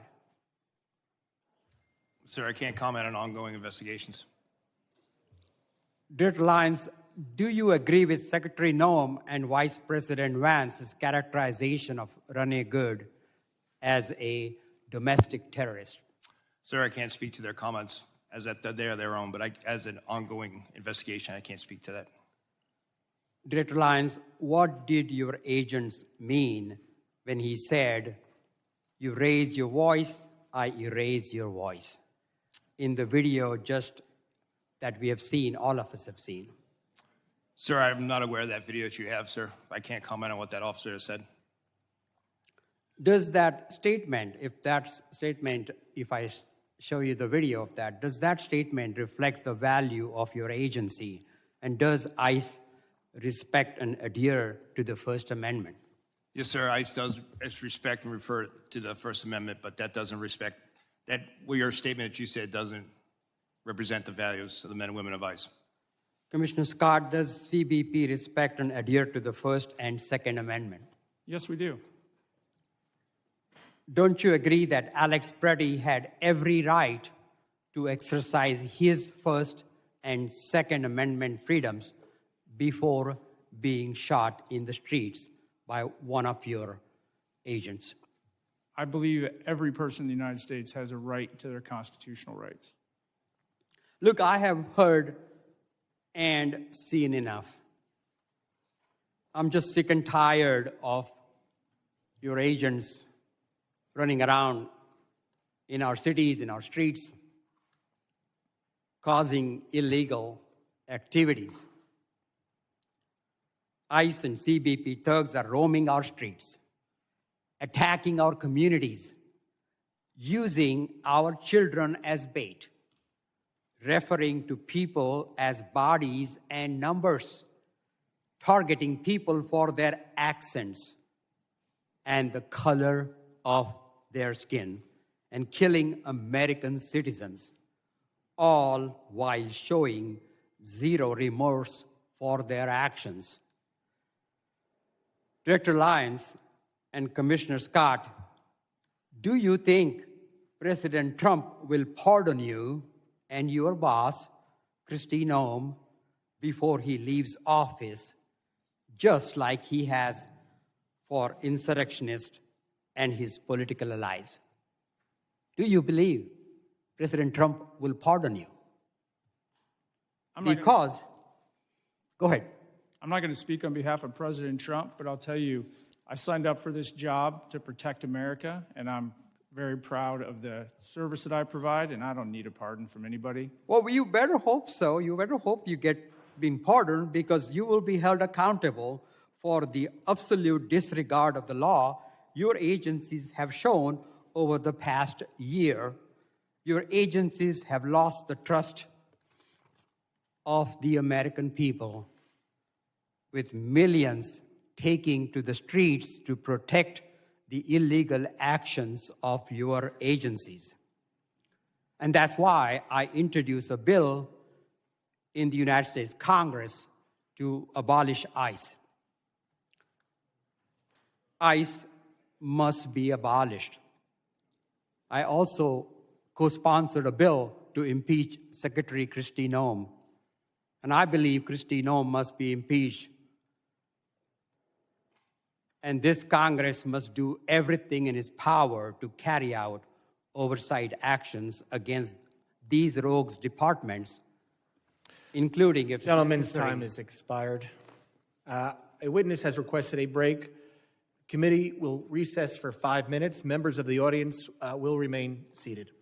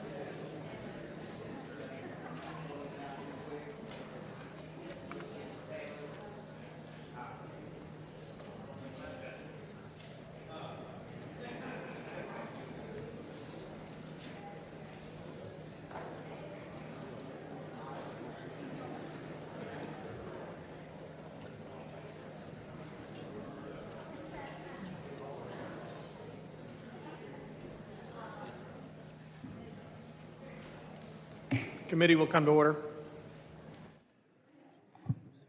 I now recognize the gentleman from Texas, Mr. Gonzalez, for 5 minutes of questions.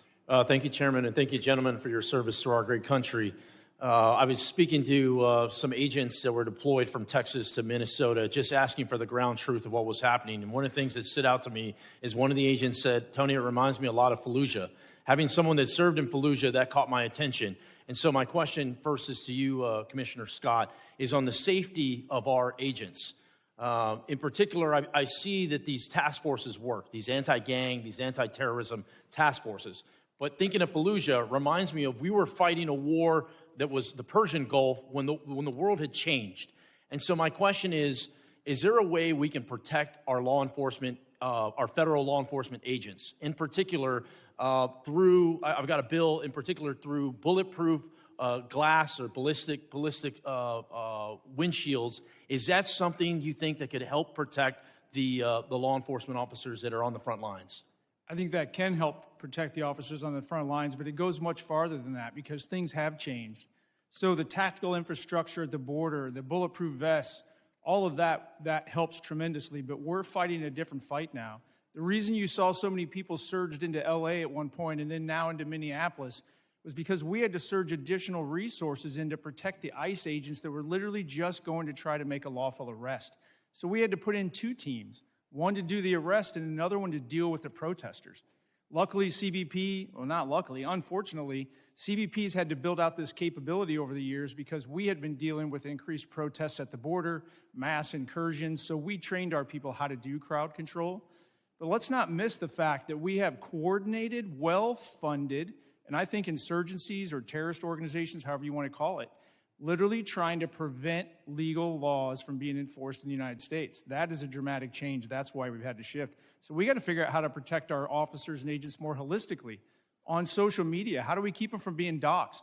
When somebody goes to, like did to Director Lyons, they follow his kid home and then have protests in his front yard and then put it out live on video.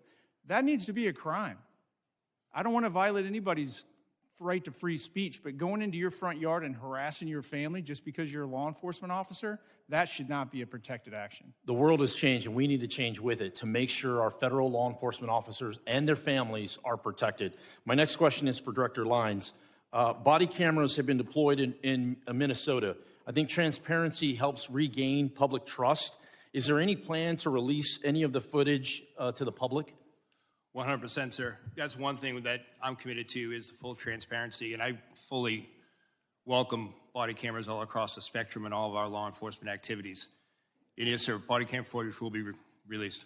I agree with you completely. Everyone assumes this body camera footage is bad footage. So, in so many cases, it's the exact opposite. And we get a show from the officer's lens what exactly they're dealing with on a daily basis, not just a 15-second clip we see on TikTok or whatever it may be. I'm very pleased to hear the releasing of more public footage.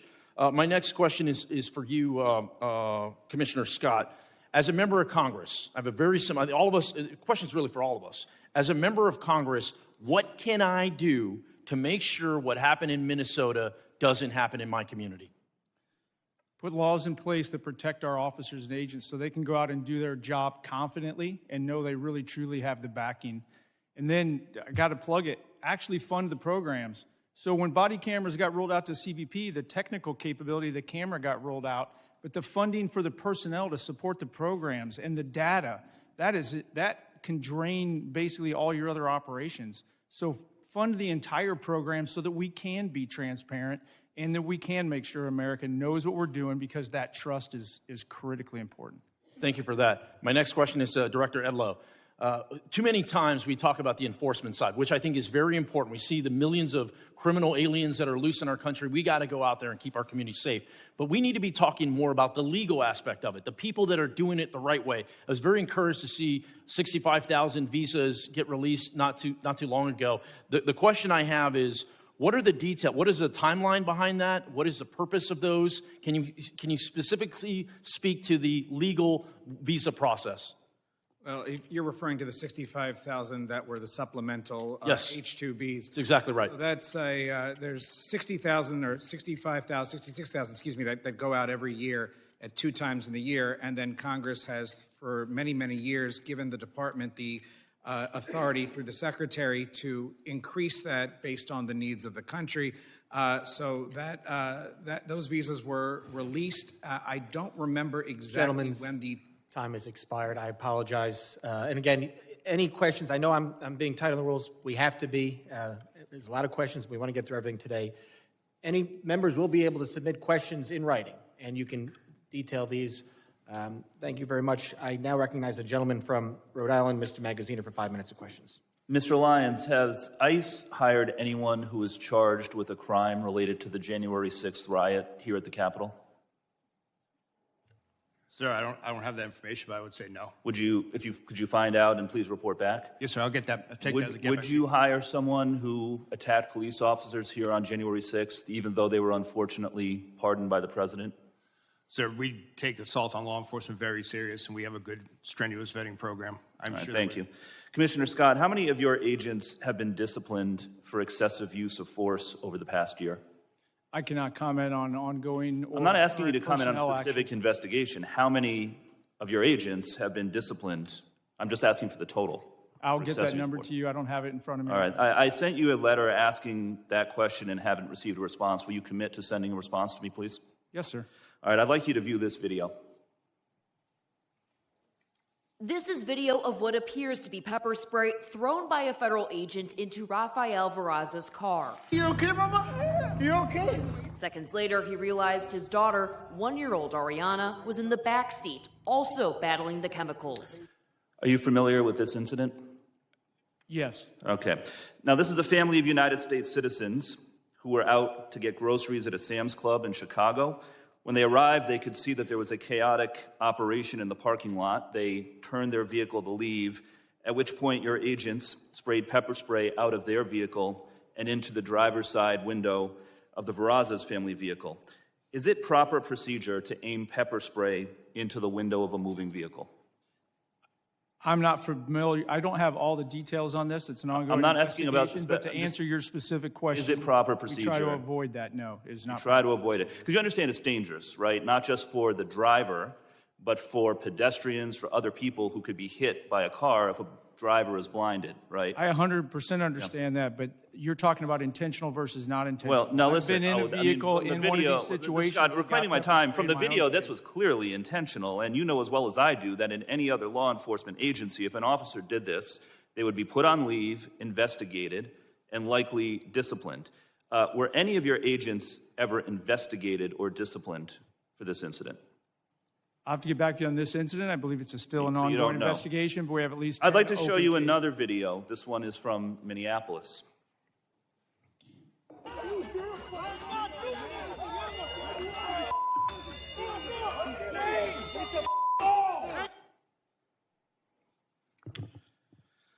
So as you can see, the agent sprayed pepper spray at close range directly into the face of an individual who had already been pinned to the ground by 3 other agents. And there's a picture of this behind me to give you a better view. Is this proper procedure for the use of pepper spray? I cannot comment on that because you're only showing one piece, and that subject is clearly not compliant. Investigated? But this is not the intended use of this weapon, correct? The intended use is to try to avoid escalating. It's to de-escalate the situation. Well, he was already pinned to the ground by 3 other agents. I think he had been de-escalated. Is there any investigation into this agent for doing this?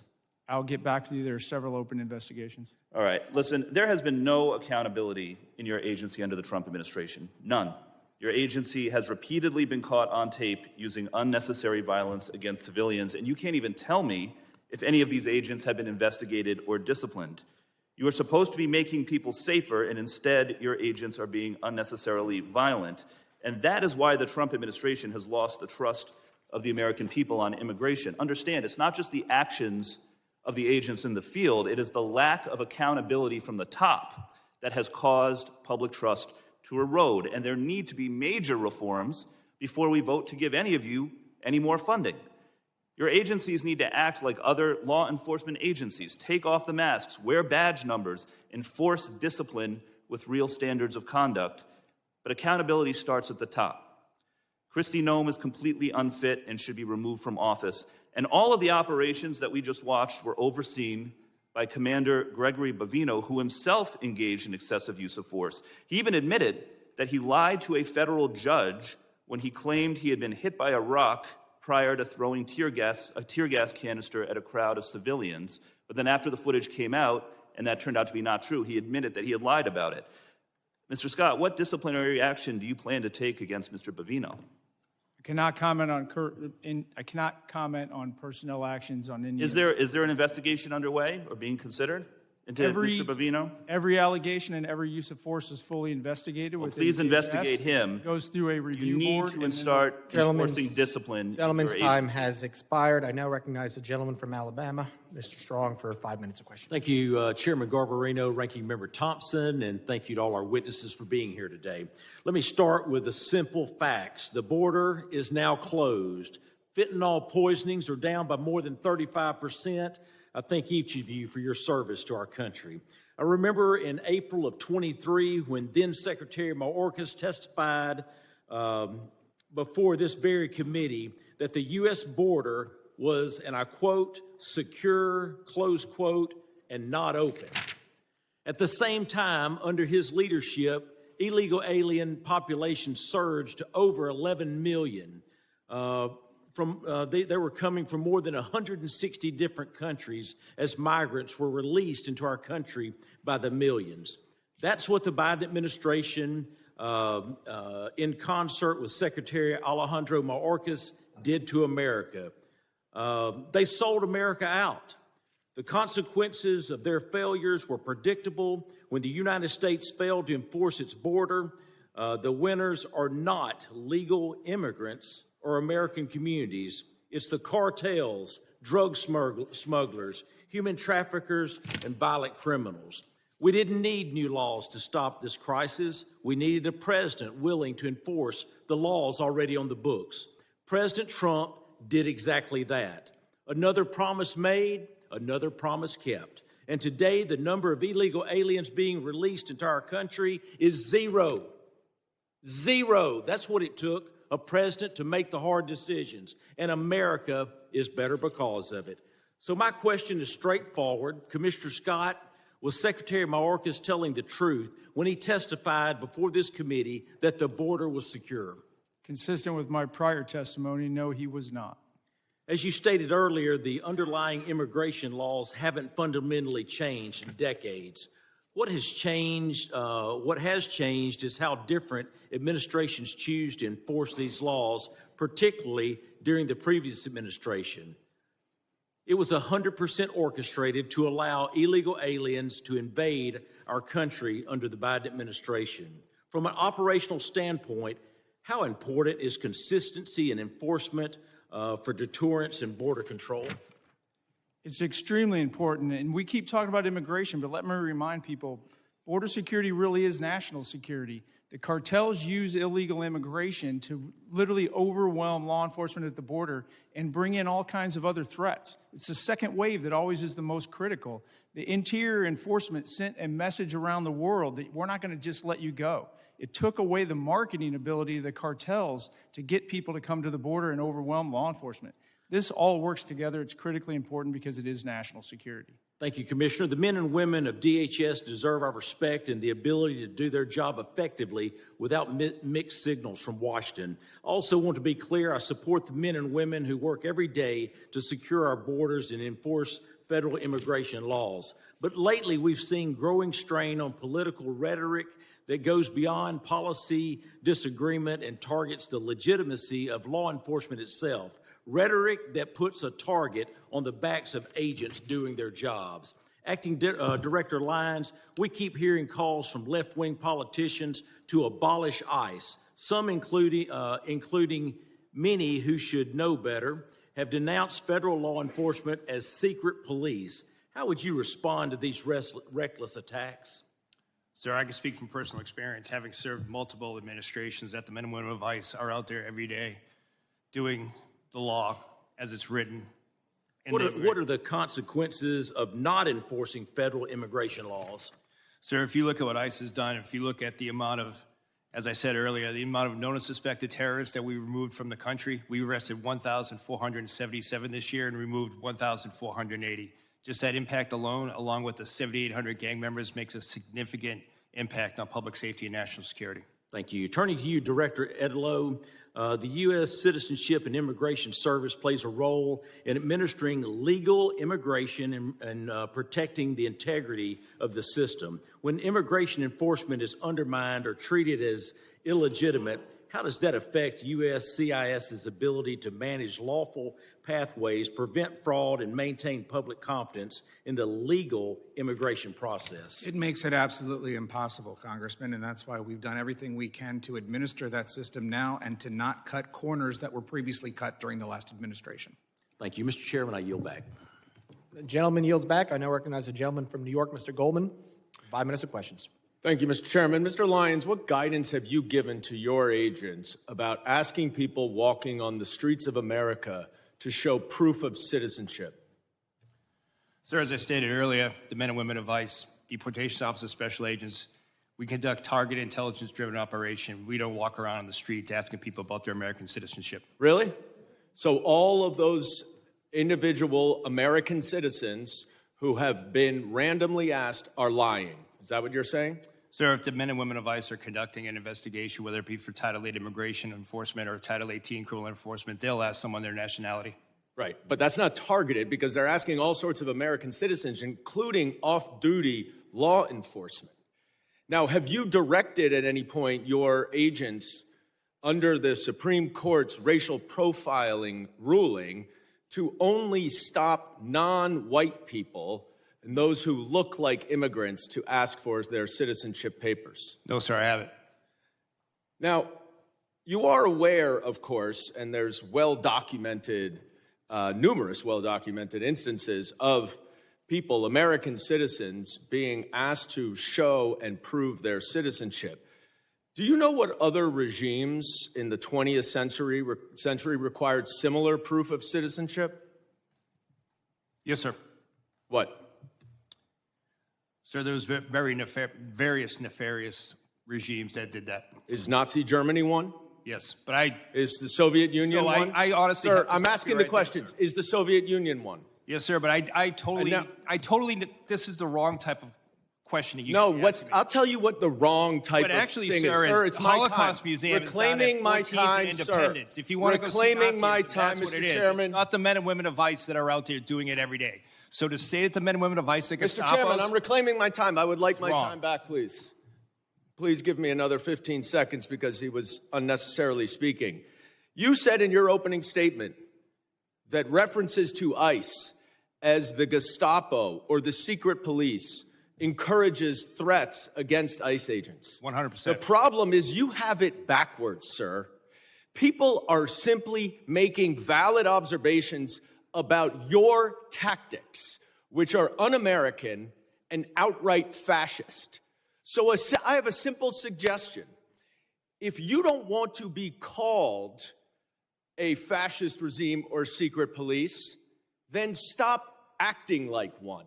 But people are simply just observing what they are seeing. And that's why people are making those comments.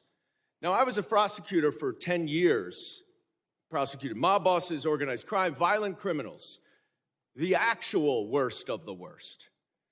Not a single criminal law enforcement agent that I worked with wore a mask to conceal their identity.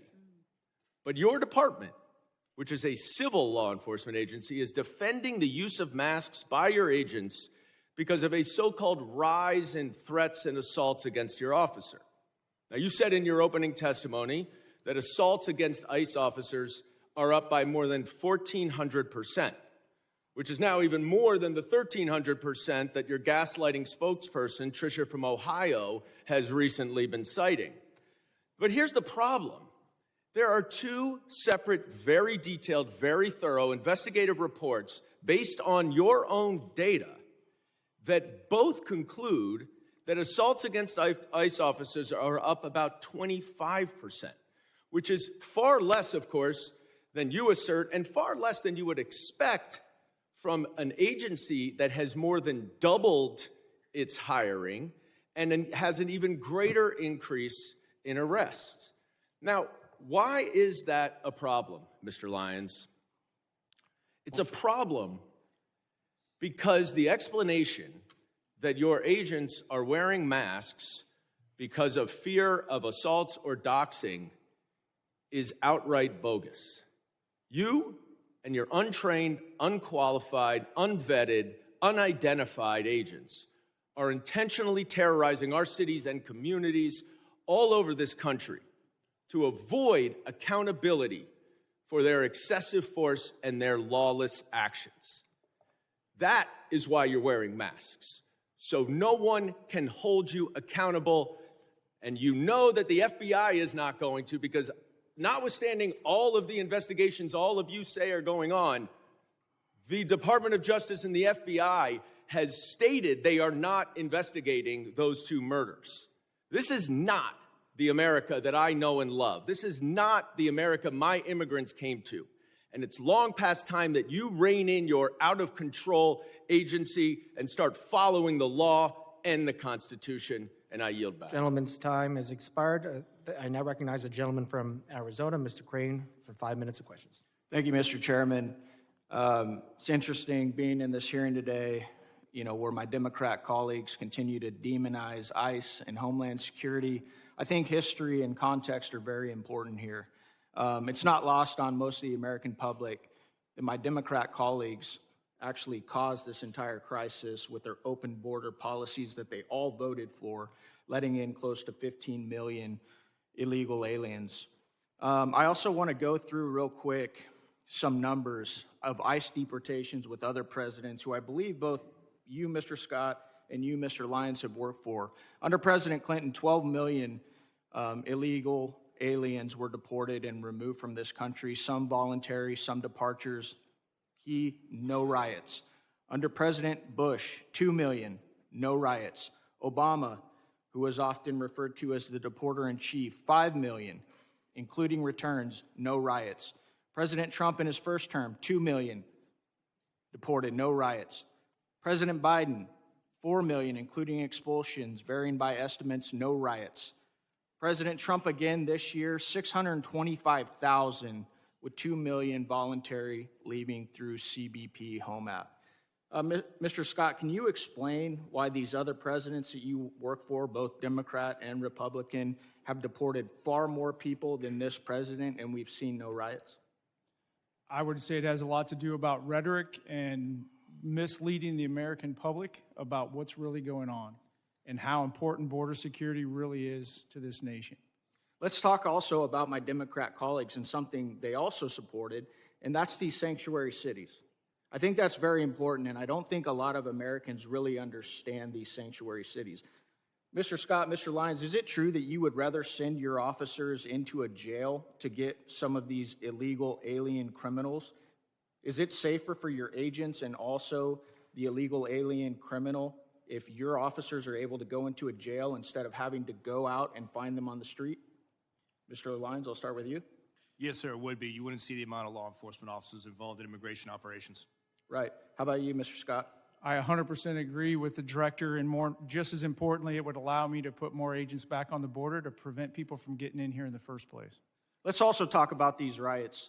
Mr. Scott, Mr. Lyons, do you guys remember any riots, when for some of these victims that were assaulted and victimized by illegal alien criminals like Nate Baker, Laken Riley, Fletcher Harris, Skylar Provenza, Ivory Smith? I've got a whole list of them. Do you remember any riots from our Democrats or their constituents when any of these American citizens were victimized by illegal alien criminals? No, sir. No, sir. Why do you think that is? Because that's the question that I get asked all the time. Congressman, why do the Democrats care more about illegal alien criminals than they care about these American citizens, many of them who are young, have their entire lives ahead of them, didn't show up to a protest, right, to obstruct federal law enforcement. They're just going about their daily lives and they get victimized by people who aren't supposed to be here. Why do you think they don't care about American citizens? I cannot speculate, but when I look at the chaos that it creates and the corrosive nature that it creates, I go beyond the politics of the United States and I look at our nation-state adversaries like Iran, Russia, and China, and their influence on social media to keep this negative discourse going. And I think this is a much bigger issue than we're actually admitting that it is in here. I want to tie this together to something that's very pertinent that's going to happen this week here in Congress, where the American people are going to see the bookend of what's going on. We are going to attempt to pass the Save America Act, okay? Which requires documentary proof of U.S. citizenship to register to vote.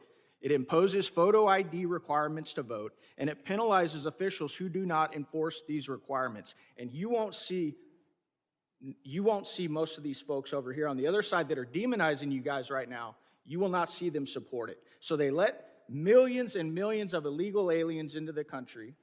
They set up these sanctuary cities so you can't go enforce these federal laws that are on the books that Congress has passed. And now they won't vote to stop these illegals from voting in our elections. If the American people don't understand what this whole thing is about, it's about one word, and it always has been, and that is power.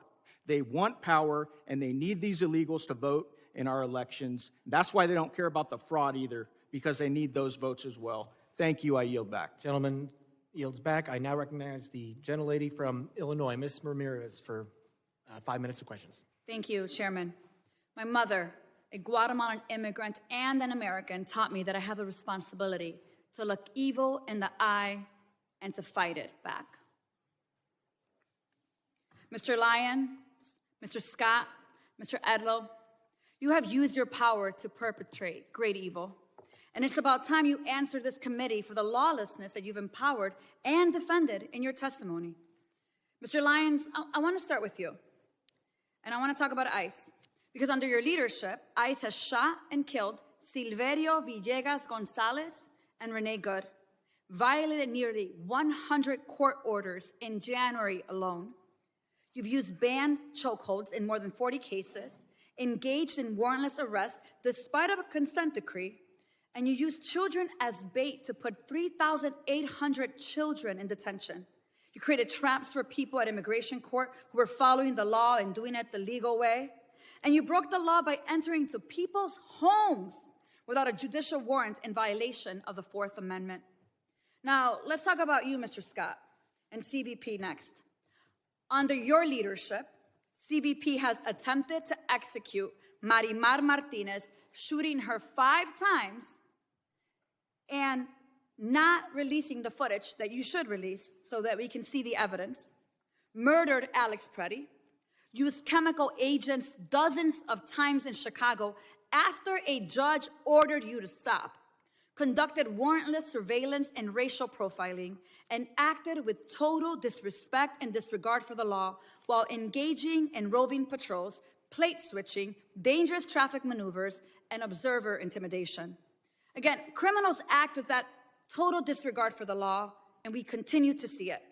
You would both have us talk about respect for your mission and your agents, but your agencies are unaccountable, paramilitary forces, and I have just as much respect for you as I do for the last white men who put on masks to terrorize communities of color.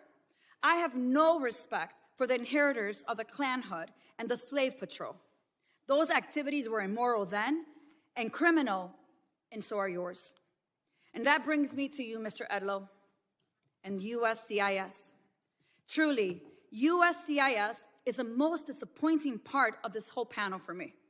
Mr. Edlow, let me ask you a question. Is USCIS's mission to uphold America's promise as a nation of welcome and possibility with fairness, integrity, and respect for all we serve? Yes or no? Is that the mission? Congresswoman, the mission is to administer the lawful immigration system. system. Let me move on. So it is not for the possibility of fairness, integrity, and respect. I get that. I want to tell you about Stephen, my constituent, Mr. Edlow. Stephen is a 14-year-old with autism who is seeking asylum. This child has spent 60 days in detention center after he was detained with his dad at a check-in. Let me ask you this. What kind of agency would strip asylum protections from children, even those with pending asylum claims, and deport minors without due process? You don't have to answer that. It's your agency, Mr. Edlow. You are doing that to Stephen, my constituent, an 8th grader. You have abandoned the mission and allowed USCIS to become a tool in DHS's abusive enforcement apparatus, Mr. Edlow.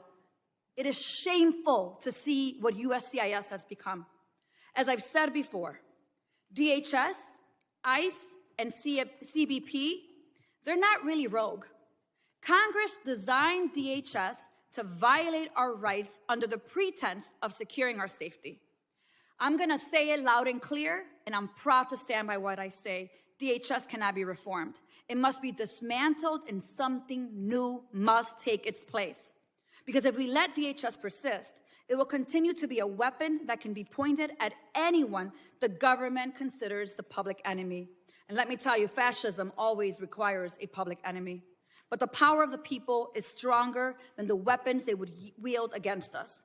So Mr. Lyons, Mr. Scott, Mr. Edlow, you have weaponized the government. You have supported a fascist enterprise at the expense of our constitutional rights. You have violated the law. But let me remind you, you will not always be in power. One day, you will be held accountable for your role in this dark moment in America, in our nation's history. I guarantee it. And with that, Mr. Chairman, I yield back. Gentlelady yields back. As I said, the issues we're debating here are important ones that members feel deeply about. While vigorous disagreement is part of the legislative process, members are reminded that we must adhere to established standards of decorum and debate. Witnesses are here today voluntarily, and I will continue to remind members that while oversight is important, aggressively attacking witnesses personally is inappropriate and not in keeping with the best traditions of our committee. And I now recognize the gentleman from Oklahoma, Mr. Burkeen, for 5 minutes of questions. Thank you, Mr. Chairman. Thank you to the witnesses. I want to start with a display over my shoulders. And this is something that is not specific only to Oklahoma. This is something that every member of this committee, if you will go to the DHS website, every constituent of every member of Congress, if you're curious of really the dark days, I want you to go to the DHS website and I want you to look at those not far from where you live, moms and dads, the arrest of illegal aliens who were preying on minors. Just because of a really intentional act by Kate Bryan on my staff to go a couple of weeks ago and look just in eastern Oklahoma, on the right side of me here, just in eastern Oklahoma, I represent almost all the entirety of eastern Oklahoma. These are just the individuals, heinous acts, to include those with children. And yet I want to read you in a wider, to my left over here, what is happening in the state of Oklahoma. This person was picked up. Angel Nick, sexual exploitation of a minor. Renton Andrew, molestation of a minor. Chan Truding, child fondling. Feliciano Garcia, enticement of a minor. Caetano Lopez, statutory rape. Erasmo Avila, rape and lewd acts with a minor. So for everyone who is in short-term memory, it's the way things operate in the court of public opinion, everyone is looking and you're forgetting the conversations you were having 2 and 3 years ago. If you had teenage kiddos wanting to go outside of your home and you knew that they were going to go to Dallas, Texas, or some city, and you knew that you had to have a conversation with them with what was happening, the 15 million you knew were in the country illegally, that you had no idea what they would be doing, who would they be preying upon. And moms and dads, don't you feel just a little bit safer if we're going to be gut level honest? That's the realization of what the generational opportunity this administration has afforded this country. It's the ability to feel safe over the madness of opening the border for that 4-year period that allowed 15 million people. You don't know where they came from. You don't know their background. You don't know their history. And this that is occurring right now is designed to make sure we have law and order in this country. If you do not have law and order, you don't have prosperity. So to all those who are second-guessing the reactionary moments, to the law enforcement who have to respond in real time, the quarterback who's questioned Monday morning because he's facing a 300-pound defensive lineman, it's easy to do that. But law enforcement walks out of their home every day and is faced with life or death questions. And we have to understand they are the ones who are affording us the opportunity for our children to feel safe against these that are in your backyard. It's not just in the north. It's not just in Minneapolis. It's not just in Minnesota. They're in every state in the country. Go to the Department of Homeland Security website and Google your area and look at who's being picked up in your backyard. That's how we recenter this conversation to truth. I want your children protected. I am grateful for this president who wants your children protected and an administration. The same playbook is happening now to create chaos and take your eye off the real goal, which is to secure our communities, to get back to a place of safety. Mr. Lyons, can you describe, because of not allowing these people to stay in jails, these sanctuary cities are letting them go, thousands released from jail because they will not cooperate with ICE. And when ICE tries to execute a detainer, ask them to hold a criminal illegal alien for potential deportation, how is this compared with other non-sanctuary city regions in the country? Sir, it's night and day. With the jurisdictions that we do have cooperation, we're able to take that individual in a safe, secure environment. Not only is it a safe, secure environment for the officers and agents, but it's also for the individual and the community, because we only need 1 to 2 officers to make that arrest, where now we're historically 5 or 6. We need up to 15. From what you've seen in terms of protests in Minnesota and elsewhere, do you get the sense these agitators are trying to provoke your agents into reactions? Yes, sir. Can you expound upon that? We've seen multiple times, and unfortunately we saw like the shooting in Dallas, where agitated groups use apps to identify the location of ICE officers, sometimes prior to even the law enforcement action begins, and sometimes using those apps put the officers and as well as other federal agencies and local agencies with them in danger, because it exposes the fact of where a law enforcement operation is happening. Mr. Scott, can you describe how the 300,000 children, the UACs, unaccompanied minors, that we're trying to find them, how these protests are stopping us from being able to recover those? Gentleman will respond in writing to that question. I now recognize the gentleman from New York, Mr. Kennedy, for 5 minutes. Thank you. Mr. Lyons, your written testimony today does not make one single mention of Renee Nicole Good or Alex Preddy. Not one. 2 American citizens have been murdered at the hands of your agency, and you have deliberately chosen under oath before Congress to ignore these tragedies. And so today, in my 5 minutes, I look forward to getting the American people some answers and some accountability that I believe they deserve. Mr. Lyons, I have some simple yes or no questions. Do you believe the U.S. Constitution provides due process for everyone in this country? Yes. Do you believe American citizens have the right to protest freely without being assaulted or killed by our government? Yes. Do you believe there should be an independent investigation when an innocent person is killed by a law enforcement agency in this country? Yes. Do you believe your agency has a legal obligation to follow court orders? Yes. Well, Mr. Lyons, you have a very strange way of showing it, with a federal judge finding that your agency is in violation of 96 orders in 1 month alone, and that's just Minneapolis, Minnesota. This administration and the agencies represented before us have shown a complete and utter disregard for the law and the Constitution. Renee Nicole Good and Alex Preddy, both American citizens, both dead at the hands of federal agents. Alex Preddy was a VA ICU nurse who dedicated his life to healing people, healing veterans. I worked as an occupational therapist for over a decade. In that video that we've all seen, it was Alex Preddy who was doing what healthcare workers do, what nurses do. They help people who are hurting, help people who are in trouble. In this case, helping a fellow peaceful protester who was shoved to the ground right before your agents shot him 10 times. And we're now learning that FBI Director Kash Patel stopped the U.S. Attorney's Office in Minnesota from investigating the death of Ms. Good because of fear that an investigation would contradict President Trump's falsehoods that she violently, willfully, and viciously ran down an agent.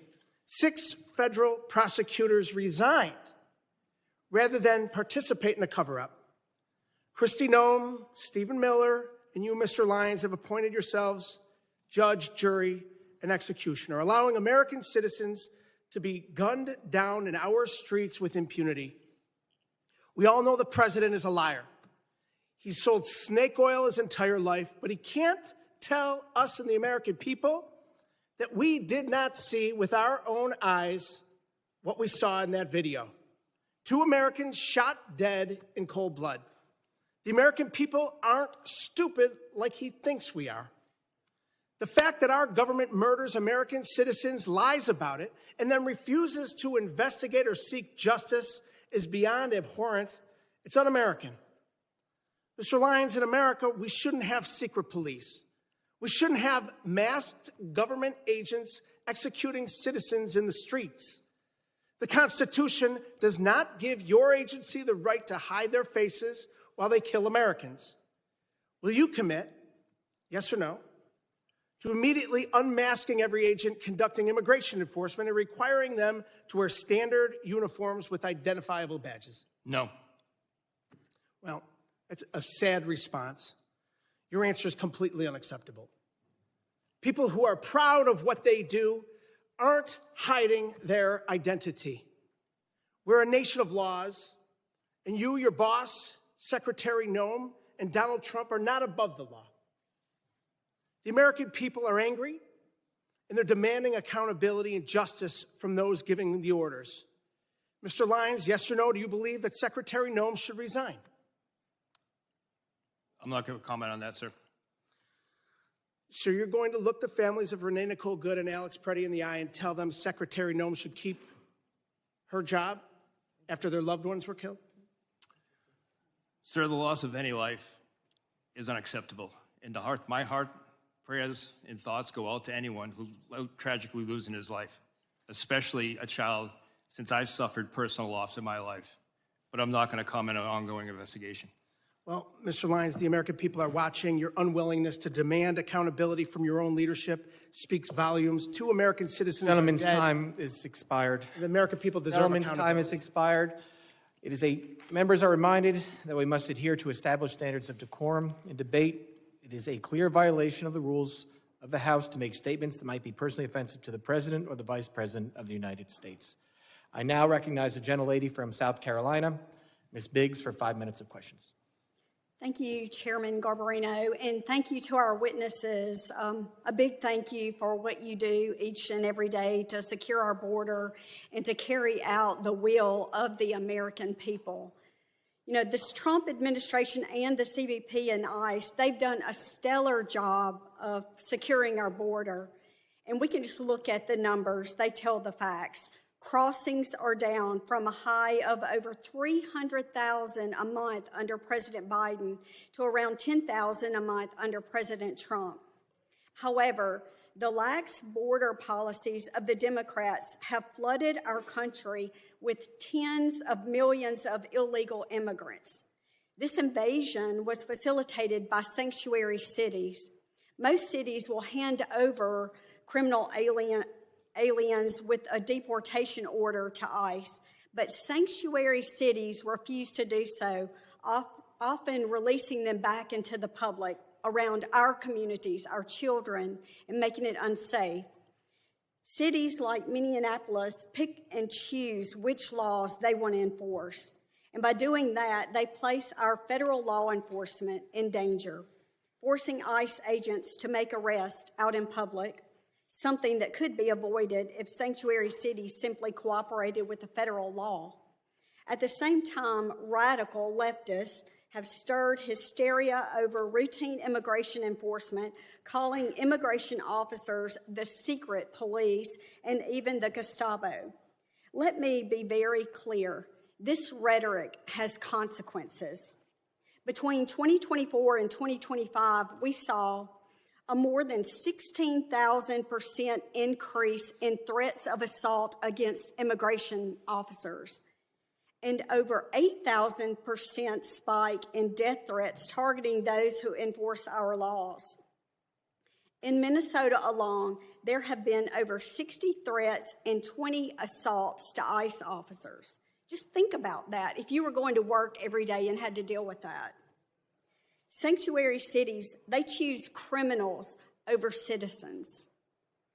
My bill, the Mobilizing Against Sanctuary Cities Act, would cut off every single federal dollar to any city that helps illegals instead of law enforcement. Mr. Lyons, my question is to you.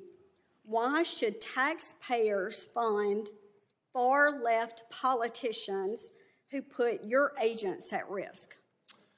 Ma'am, unfortunately, what we've seen over and over is just the fact that there's so much rhetoric out there against the work the men and women of ICE have done. Again, going back in my career, this is my second decade, multiple administrations, and it's never been like this. And the actual public safety impact that the men and women of ICE do every day is significant, and it should still be true for all 50 states. Thank you. So I want to take it a little closer to home. What's happening in my district, the 3rd District of South Carolina, it should alarm every single individual. These are real crimes committed by individuals illegally in our country, right here in our communities, confirmed by the Department of Homeland Security. We heard a little bit from my colleagues earlier. So let me just give you a few of the worst. Vehicular homicide, child cruelty and indecent exposure, armed robbery, assaulting a police officer with a weapon, and making terrorist threats. And I could go on and on. We're also seeing convictions for drug trafficking, burglary, forgery, repeated illegal reentry, and more and more. And this is what I consider chaos. And it's the direct result of open border policies that put American lives at risk. But amid all of this, we're seeing true heroes step up. Our federal immigration officers are on the front lines of securing safety and prosperity for us and for our children. They've been given a difficult task, but they are up to the job and certainly meeting the demands. We stand behind our immigration officers and their historic mission to restore the rule of law to the United States. And right here at home, our local law enforcement is rising to meet the challenge, and I'm very grateful to them. So just look at Anderson County Sheriff's Department, which you'll see in the photo behind me, which recently seized 180 pounds of cocaine. That's 180 pounds of deadly drugs that will never reach our streets, thanks to the courage and commitment. So I just want to say thank you, and I'm grateful for the job that you do. Gentlelady yields back. I now recognize the gentlelady from New Jersey, Ms. McIver, for 5 minutes of questions. Thank you, Mr. Chairman and Ranking Member. Mr. Lyons, as the senior official lead in ICE enforcement, much of today's scrutiny falls on you, and it should. We have seen repeatedly that Republicans, Trump administration, its DHS, and your agency will do absolutely anything to avoid answering for your actions. When I showed up to inspect Delaney Hall, a private prison that you contract with, ICE tried not to give us an oversight tour. Then, instead of taking accountability for ICE's attempts to keep us from seeing this facility's conditions to know if people's basic rights were being upheld, this administration is doing all they can to try to put me in prison for 17 years. When ICE shot and killed Renee Good, Kristi Noem called her a domestic terrorist. When Alex Preddy, you all tried to tell us he was threatening officers with a gun, but all we saw was a phone. This administration's clear lies fell apart, not because someone had a come to Jesus moment, but because we saw these murders from every angle. You are only here because public outrage has become so unavoidable. You are here, Mr. Lyons, because white people are getting shot in the face and chest when the cameras are rolling. Because now my Republican colleagues care about optics. But when Keith Porter Jr., a Black American citizen, a son, a father, and a man loved by many was killed by an off-duty ICE agent on New Year's Eve, there were no hearings. So this is for him today. In my district, Jean Wilson Brutus, a Haitian immigrant, a beloved family man, died within 24 hours of being in ICE custody. He is just one of more than 30 people who have died in ICE custody last year. This is for all of them. Every human being your rogue, out-of-control agency has hurt, hunted down, imprisoned, killed, and continue to hold hostage even after they have agreed to be deported. We know this administration doesn't care about protecting people or sparing lives. We all see so plainly what you are doing, what you have been doing to Black and brown folks, immigrants, people silenced in the shadows, now in broad daylight, to people peacefully rejecting your cruel agenda in the streets, which is their right to do.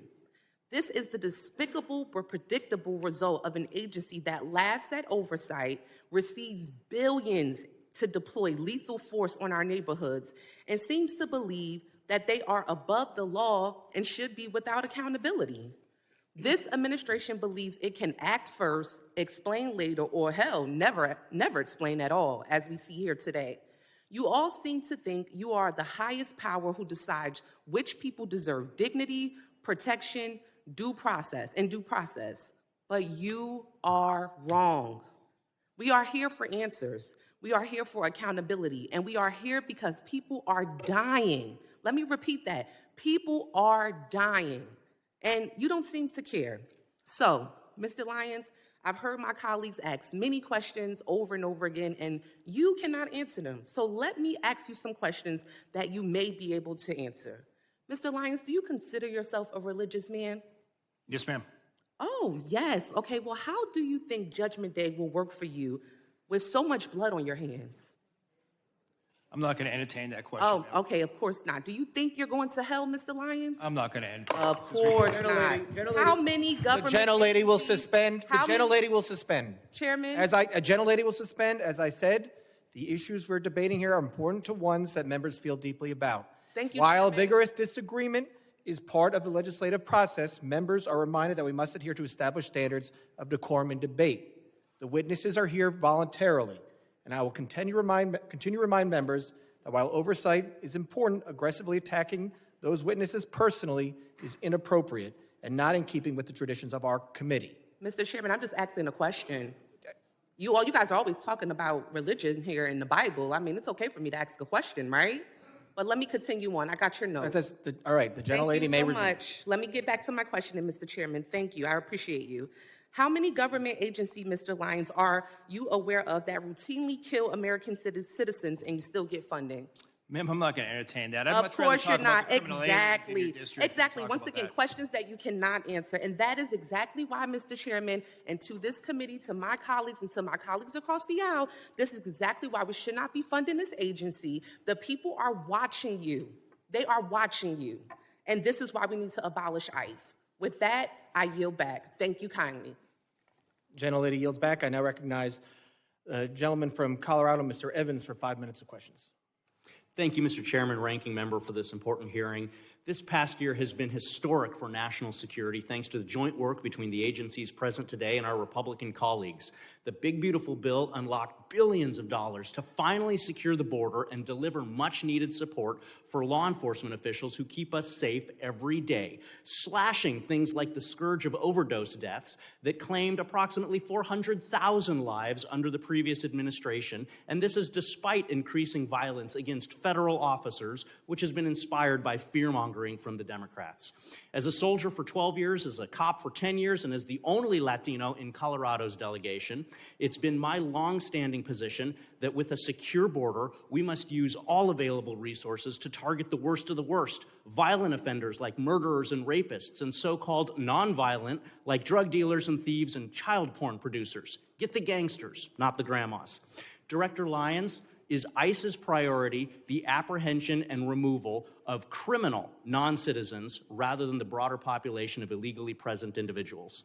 Yes, sir. ICE's continued focus is on the criminal aliens that are in our neighborhoods. Thank you. Unfortunately, Democrats in my state in Colorado champion soft on crime sanctuary policies at the state level and in cities like Denver, which borders my district.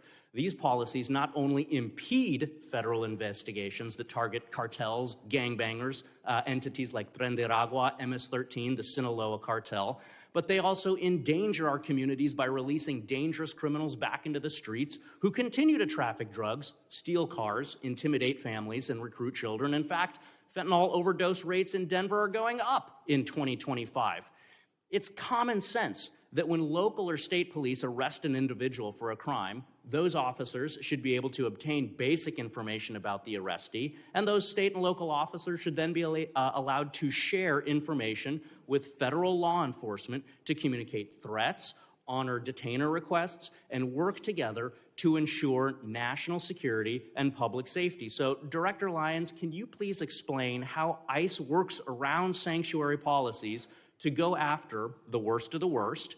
And do these sanctuary policies that release criminals back into the community increase or decrease ICE's presence in the community and the temperature of the interactions that ICE has with the community? Sir, when we deal with sanctuary jurisdictions, we do have to have more law enforcement officers in the street. Like I said earlier in my testimony, we'd much rather have the chance to take a aggravated felon, repeat DUI offender into custody at a prison, local jail, or some type of lockup environment where it's safer for my officers and for not only the individual, but that community as well. And then given the opportunity to take that person into custody before that person can reoffend. Unfortunately, as a field office director, when I ran the Boston field office, we saw too many times that we placed a detainer on a sexual assault individual who just went out later after the detainer was dropped to rape again. And that is why we need cooperation at all levels, especially the local and state. Thank you. Director Lyons, my district, 40% Hispanic. It's full of successful business owners and strong immigrant families. Unfortunately, my colleagues across the aisle are fanning the flames of fear for their own political gain in my Hispanic communities, scaring people over events that haven't happened in my district. So I'd like for you for just a brief moment to speak directly to my constituents who are legally present in the U.S., not criminals, but who are fearful of being searched or detained via immigration efforts. Should they fear ICE? And what policies does ICE have to prevent the seizure of people with legal status? Sir, ICE officers and special agents are trained in the Immigration and Nationality Act. So anyone that is here legally or lawfully or a U.S. citizen should not be concerned about being deported or detained. Unfortunately, many times there are individuals that are with criminal illegal aliens. And sir, as you being a former law enforcement officer, you know, you arrive on a scene, you ID everyone in that case. If we're looking for an individual and someone is here present in the country legally, then we're going to take action. We're not going to turn a blind eye no more. But someone that's in the country lawfully should not feel scared to walk down the street, drive. Thank you. Sorry, I got 23 seconds left. I have one thing that I want to ask. As a cop, if I had an arrest warrant, there's a difference between arrest warrants and search warrants. If I had an arrest warrant for an individual and I thought they were in the house, or if I was assisting social services with a child removal, I still had to have an arrest warrant to go in the house. So I have many questions about the memo saying that you don't need a warrant to go into the house. Will you commit with me at a later date to discuss this? 100%, sir. I would look forward to sitting down and discussing that. Yield back. Gentleman yields back. I now recognize the gentlelady from Texas, Ms. Johnson, for 5 minutes of questions. Thank you, Mr. Chairman. I would like to, Mr. Lyons, I wanted to just follow up on a statement that you just made, which is that if you're here legally and lawfully, you should not worry. I think the problem is there are many, many immigrants that are here legally and lawfully that are very worried because they have been snatched off the streets. They have had their face beat in by ICE agents. They've been yanked out of their car. They've been driven around and harassed. And so that is, I think, at the end of the day, the key nut of the crux here, which is that, unfortunately, there is not just this focus on criminals and that people who are here in legal status. And for example, I have an example of this that I'd like to highlight for you. Back in October, Maher Tarabishi, a North Texas resident who was allowed to be in this country legally and was under a supervision order to check in on an annual basis since 2008, and did that because he had an adult disabled son. And so he was here working as an IT consultant and was here in legal process to take care of his adult legal son. He went to check into his appointment. It so happened to be at the time that the Dallas ICE office was closed due to the shooting. And so he was not able to check in. When he went back to check in, he was immediately snatched up and detained because he missed his appointment. That was unavoidable because the office was closed. He told everyone he was in legal status. He had been here since 2008. And he had an adult disabled son that would likely pass away if he was not released. He was not released. His son died. And then to complicate it, he was not allowed to go and attend the funeral. And he's still in detention in the Bluebonnet facility in Texas. He is not a criminal. He has no criminal history. He was here legally. That is an unacceptable outcome. And I would like to know if you are willing to review his case and help us get his release, because he should not be in the Bluebonnet detention facility under these facts. Yes, ma'am. I'm committed to reviewing that case for you. I appreciate that. The other issue that I am really very concerned about is these warrantless entries into people's homes. It is a problem that is of epic proportion. There was just recently, yesterday, circulation, a Latino family, ICE just broke into their home without a warrant. And there was an example where they arrested a man in his pajamas who had every right to be here as a U.S. citizen, but wrongfully snatched out in the freezing cold without a warrant to do so. The problem that we're having, nobody wants to see attacks on ICE agents, sir. But this is something I have brought up in this committee time and time again, which is, unfortunately, under your leadership and under Secretary Noem's leadership, this rogue brutality that ICE agents are inflicting upon the people of this country is not being reined in. It's not being, the agents who are abusing their power are not being held accountable. I'm sure that there are many, many fine agents who are doing everything they can to exercise their duty lawfully.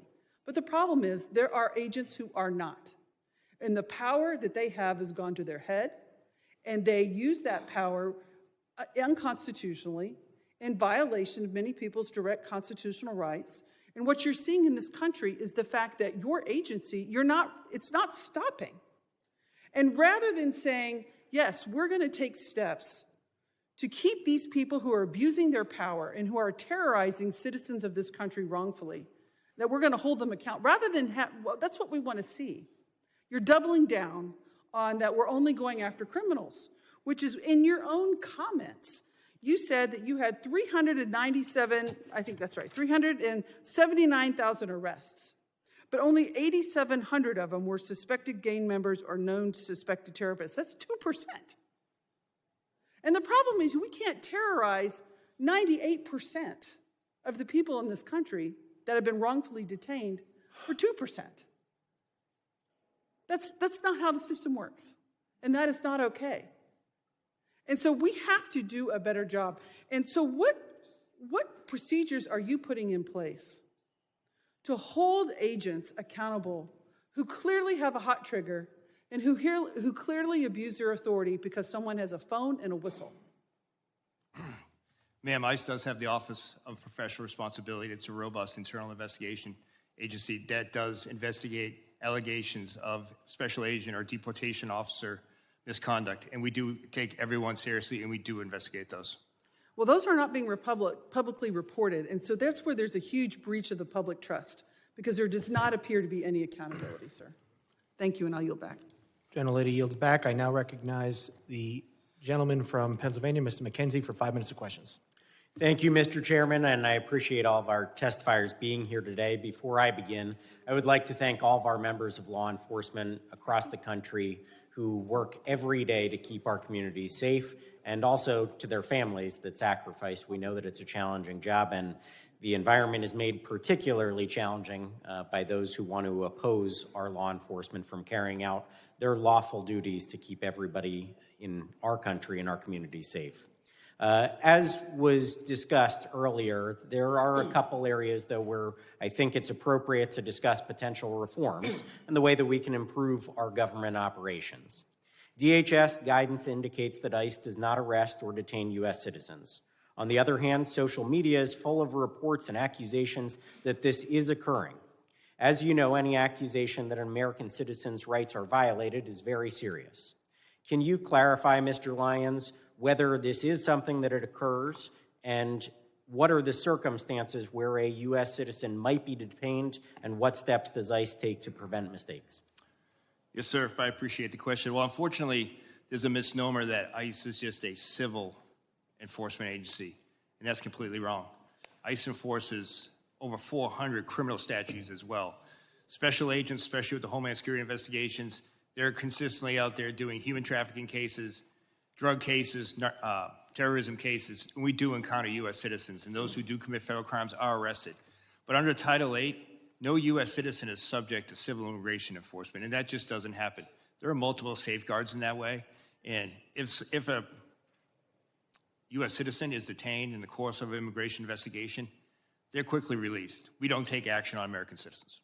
If it does occur where a U.S. citizen is detained during the course of another investigation, how is that documented and conveyed to the public about the fact that this did occur and what the circumstances around that were? So, sir, if you say it's a separate investigation, if it comes to a criminal case, obviously a lot of those are under seal or ongoing investigations. We won't expose that. But we're transparent in the case when it comes to any U.S. citizens that's detained in any law enforcement operations that's subsequently arrested. I appreciate that. I think greater transparency could be beneficial for both the American public and everybody involved here if we clearly articulate what occurred in many of these instances. I've seen it myself when I'm looking into local issues in our community. There are oftentimes two sides to the story, and when it is actually conveyed what did occur and why it occurred, there's a greater understanding in our local community of the law enforcement activities that occurred. The second thing I would like to hit on is jurisdictions, which are sometimes referred to sanctuary cities. Not a clear definition, as we all know, but local authorities in our community. We have Northampton County, which does not honor ICE detainer requests for 48 hours and properly convey to ICE and law enforcement about the release of that individual, when that may occur, or even during that detainer period, allow ICE to come onto their property to make an arrest in a secure facility. Obviously, that leaves our community in a vulnerable position.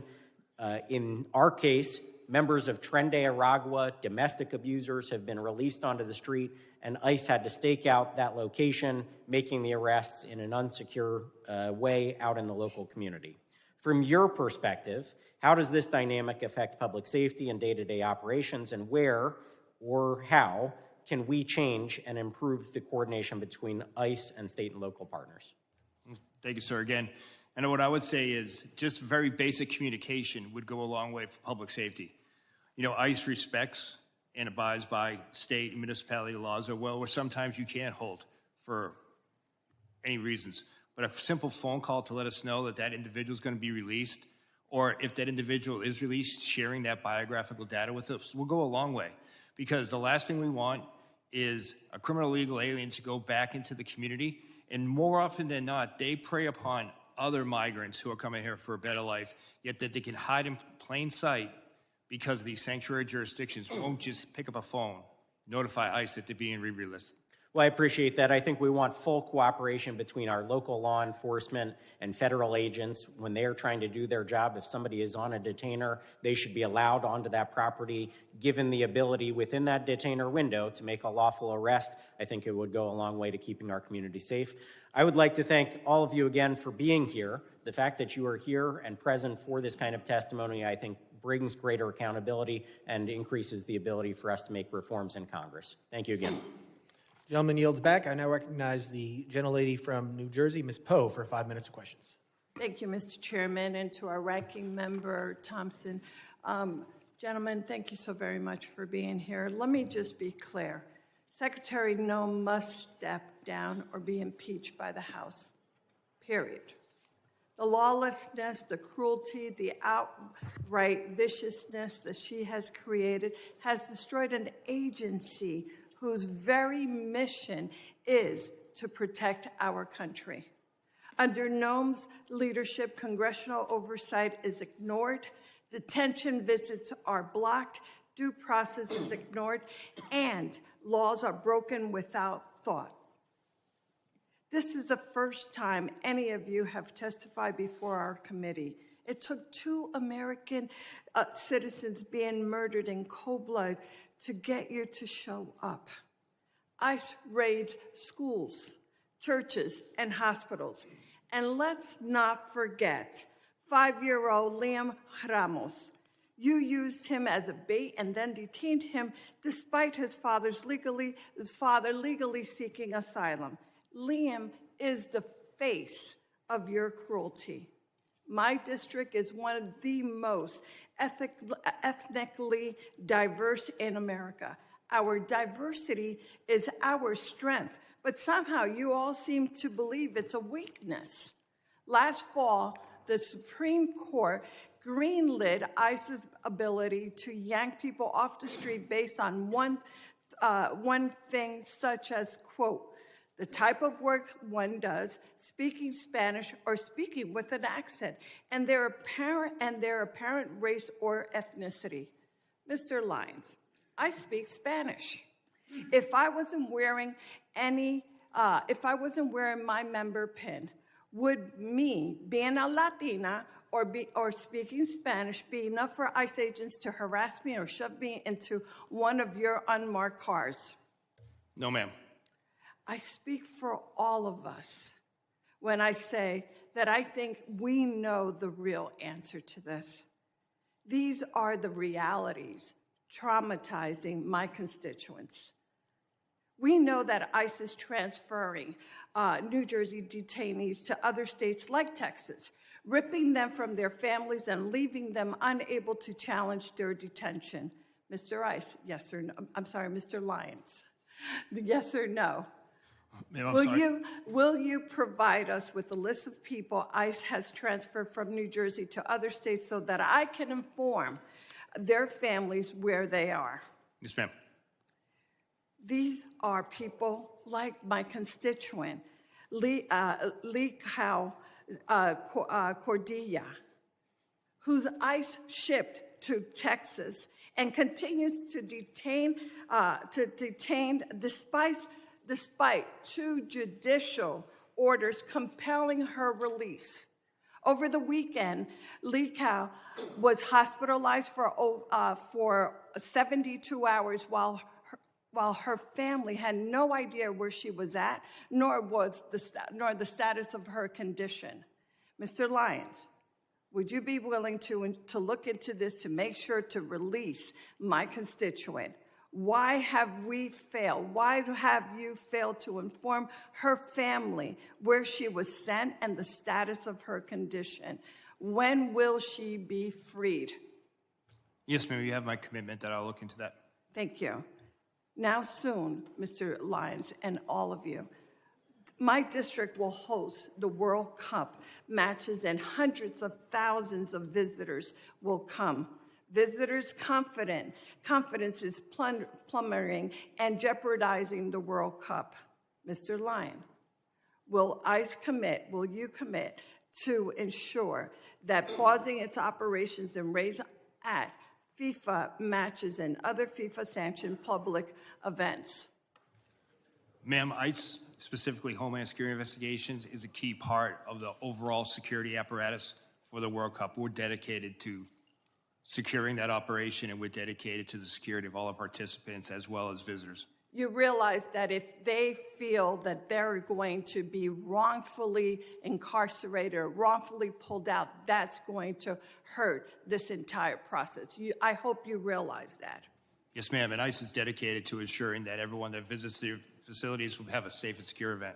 Without these assurances, our local communities and national reputations will indeed be suffered.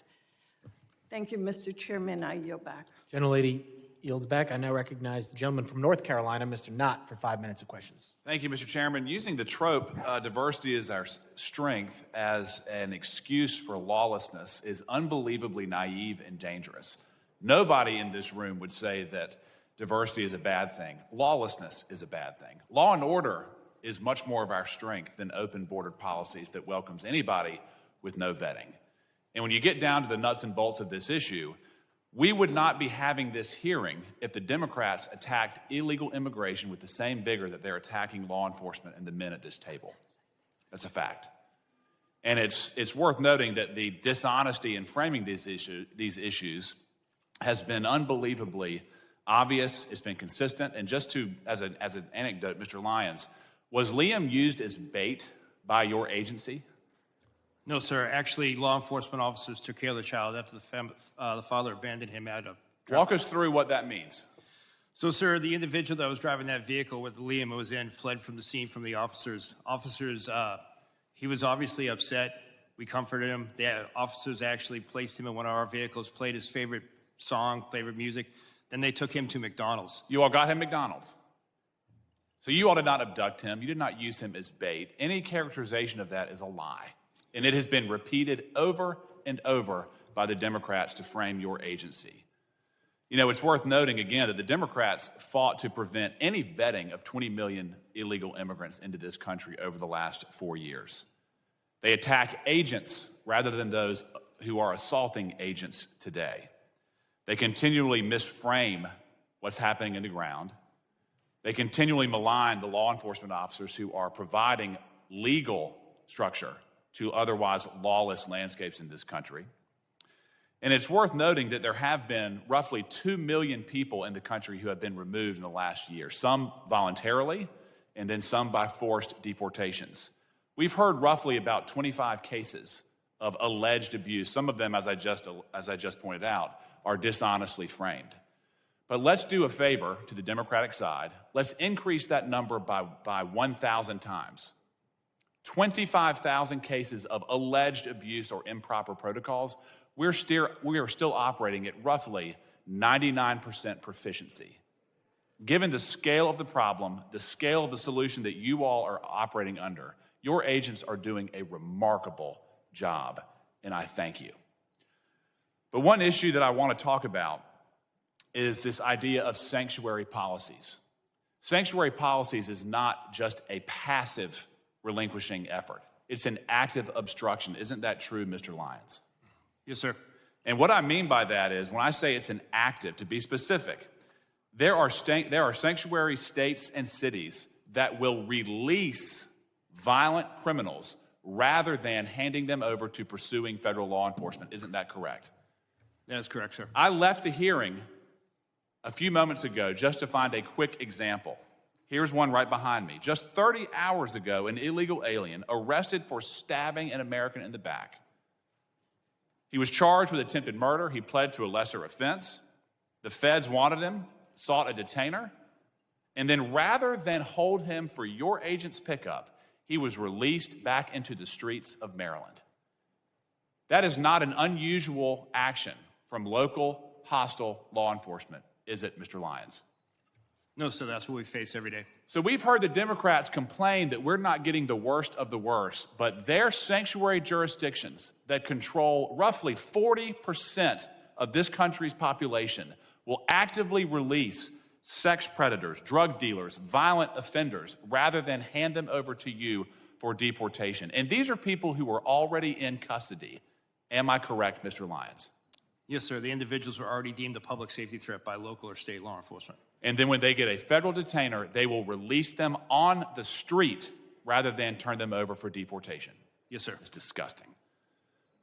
Mr. Scott, I want to talk to you briefly. I'm running out of time. How many cities does your agency operate in? We operate nationwide. Why is it that there is so much tension in Minneapolis, St. Paul right now? Because paid agitators are actively trying to stop law enforcement action. Without that, you wouldn't even have any idea most of these arrests were taking place. In many parts of the country, local law enforcement assists your efforts to bring legal structure to these lawless areas. Isn't that correct? That's correct. And when order is maintained, you can do your job peacefully, correct? Correct. And all we've ever asked is for law enforcement to do their job, not necessarily. In Minneapolis, St. Paul, local law enforcement in some cases have been prohibited from maintaining order so you can do your job. Isn't that correct? Correct. Gentleman's time is I yield expired. back. Thank you. I now recognize a gentleman from Virginia, Mr. Walkinshaw, for 5 minutes. Thank you, Mr. Chairman. Director Lyons, your opening statement referenced the importance of protecting children, and I'm glad to hear your commitment to that. I want to focus on one of President Trump's mass deportation policies that the experts say harms children: child detention. In this administration, under your watch, ICE has booked nearly 4,000 children. And 1,000 of them have been held longer than the court-ordered 20-day limit. Recently, ProPublica obtained handwritten letters and drawings from children detained by ICE. These are letters from children describing what it feels like and what it does to them when the government locks them up. This is Ariana. She's 14 years old, detained for 45 days. Since I got to this center, all I feel is sadness and mostly depression. This is Mia, 7 years old.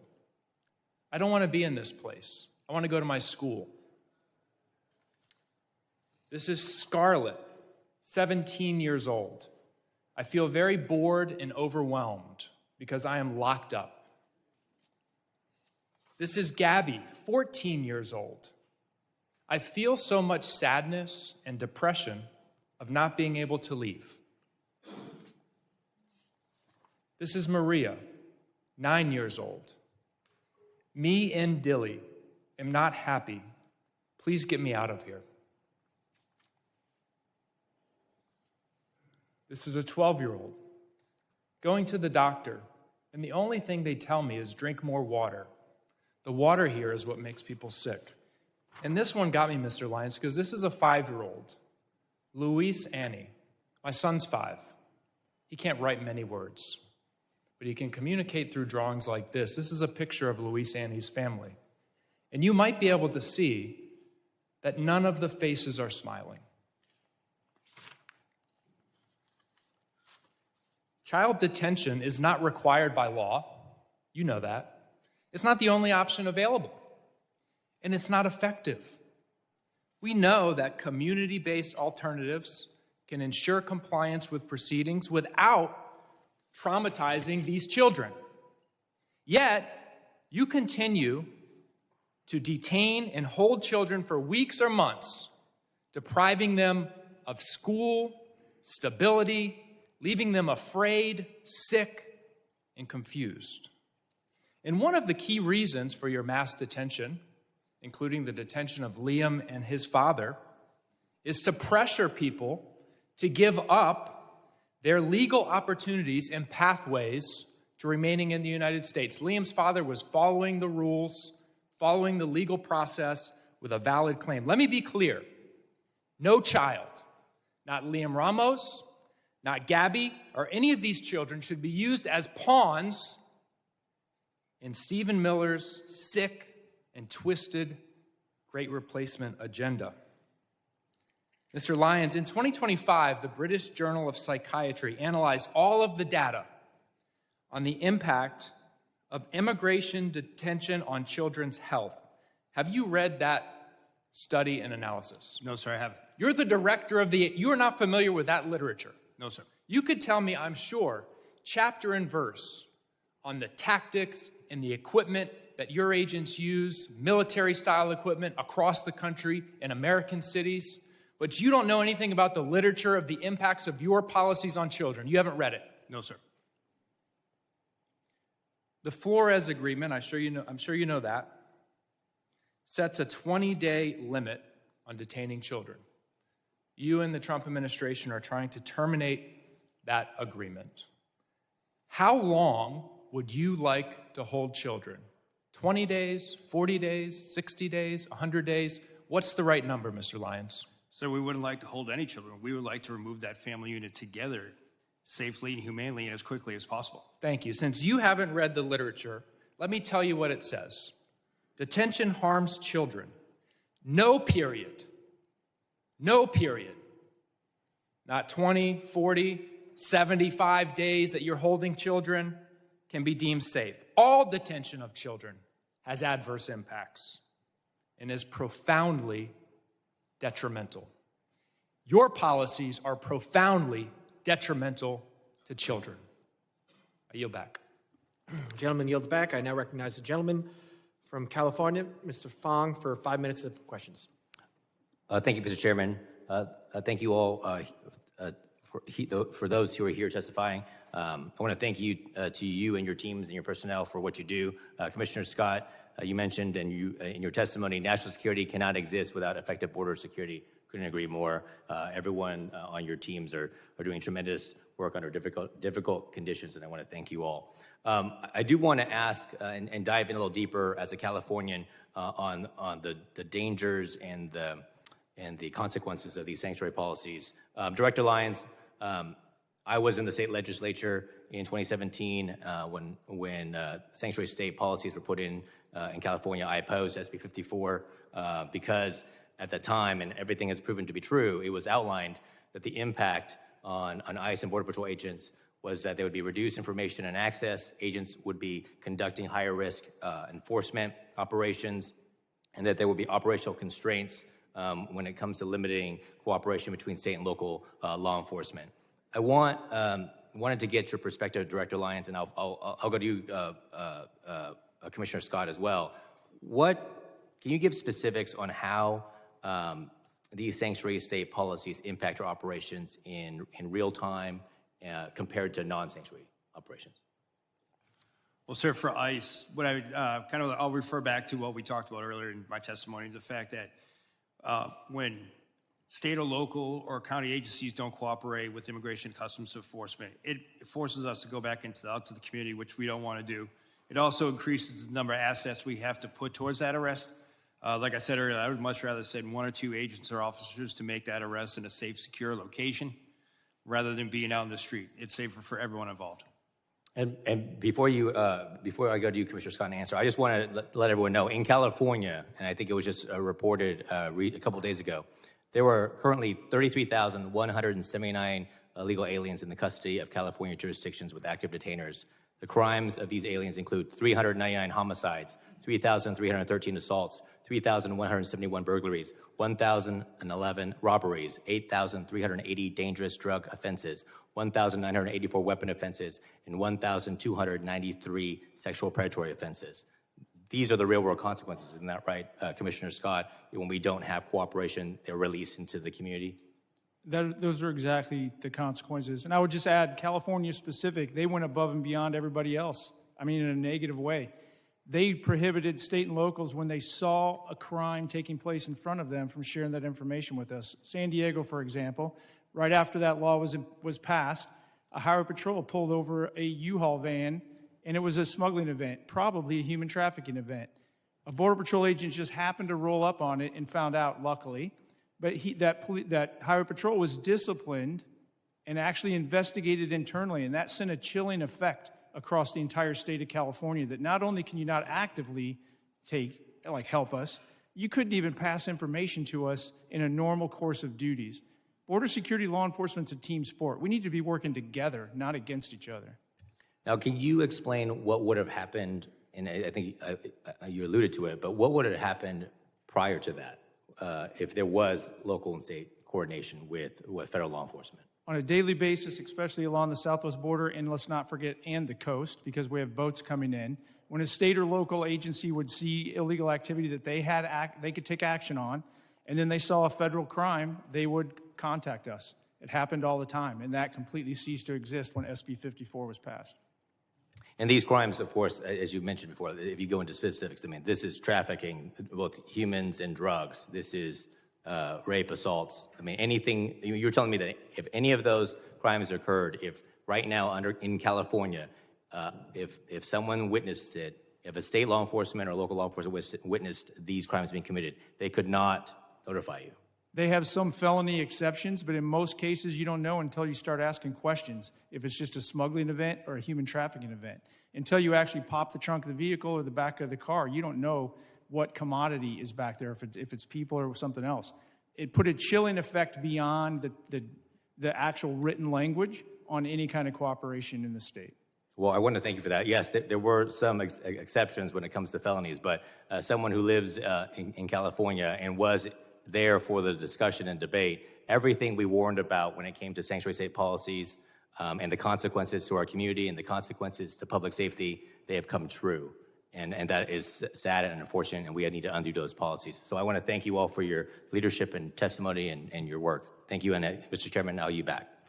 Gentleman yields back. I now recognize the gentleman from Louisiana, Mr. Carter, for 5 minutes of questions. Mr. Chairman, thank you very much. And to our witnesses, thank you for being here. What we've heard today and seen play out in the streets of this nation for the past year, straight out of the Trump administration's fascist playbook. Cheat, murder, lie about it, practice the art of mass distraction. The American people are not happy about this. This administration's officials are sitting before us. 2 people are dead. I understand that there's an investigation and you cannot go into the details about that.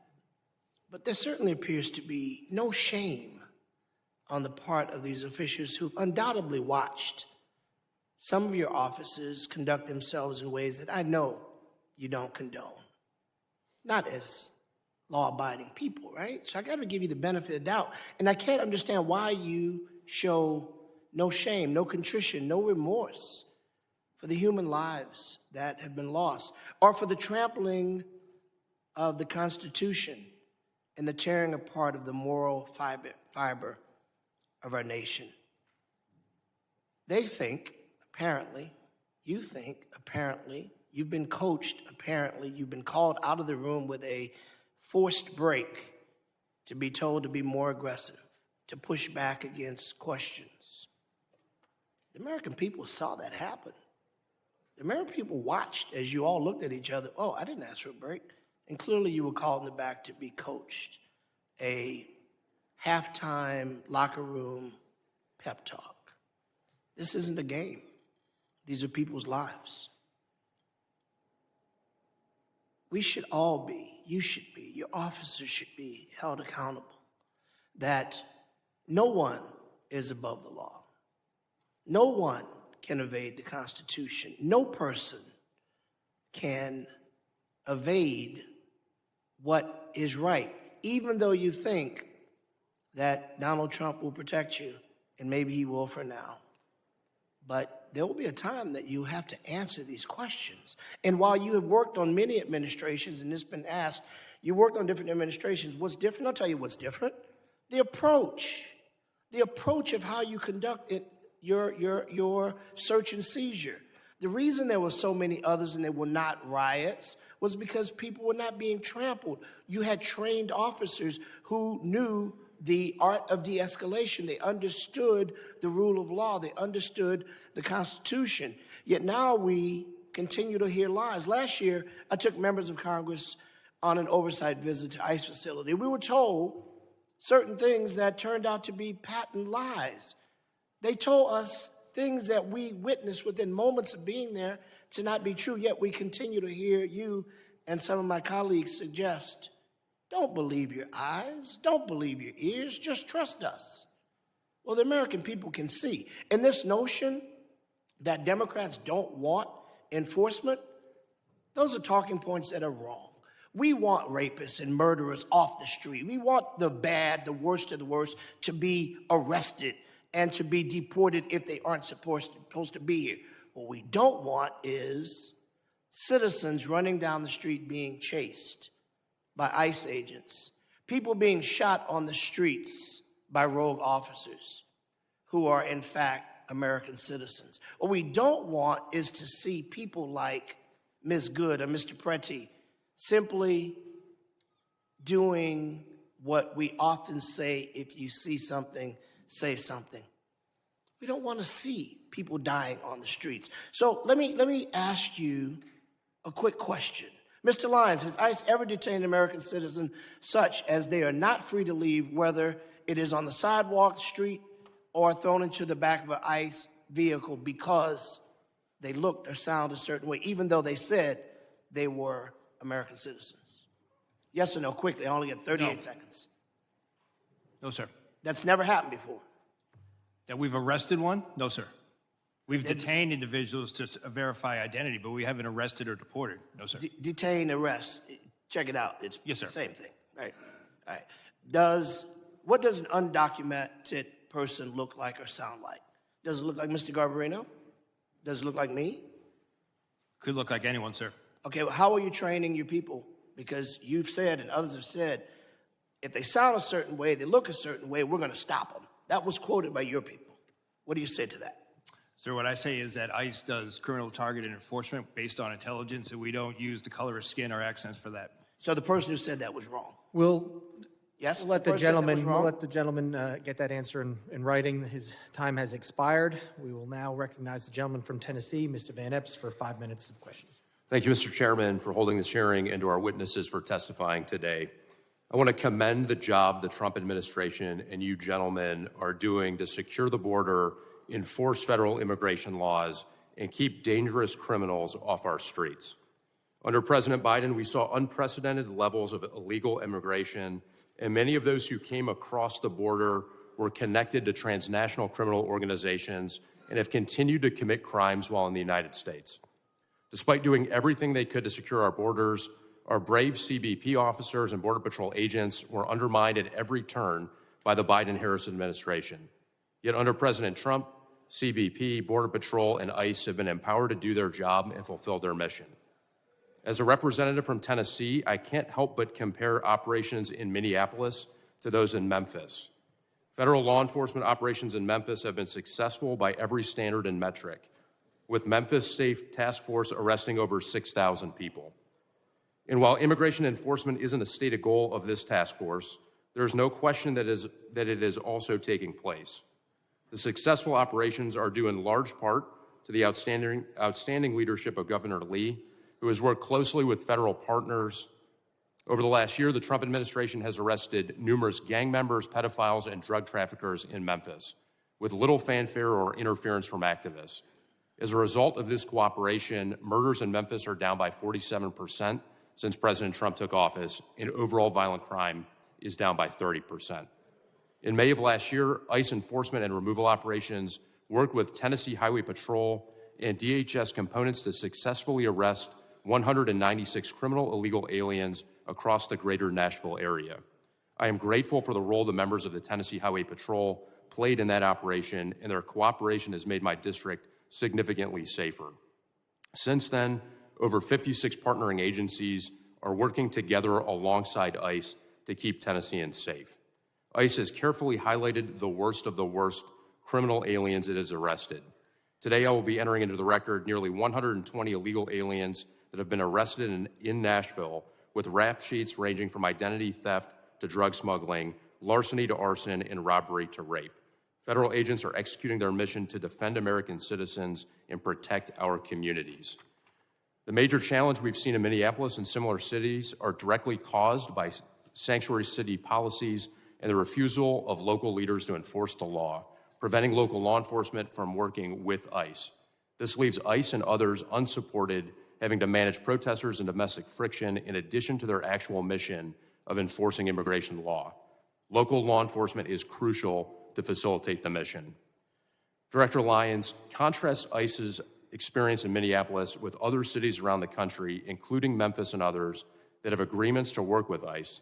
What can successful partnerships with local law enforcement and other partners look like? Sir, thank you. I would say that Memphis is a prime example, and I have to give credit to the U.S. Marshal Service that's leading that operation. Homeland Security investigation agents are out there every day with the men and women of Tennessee Highway Patrol, Memphis Police Department, and the reduction in crime has been significant. But if you look across the country, almost in every state, we do have cooperative jurisdictions.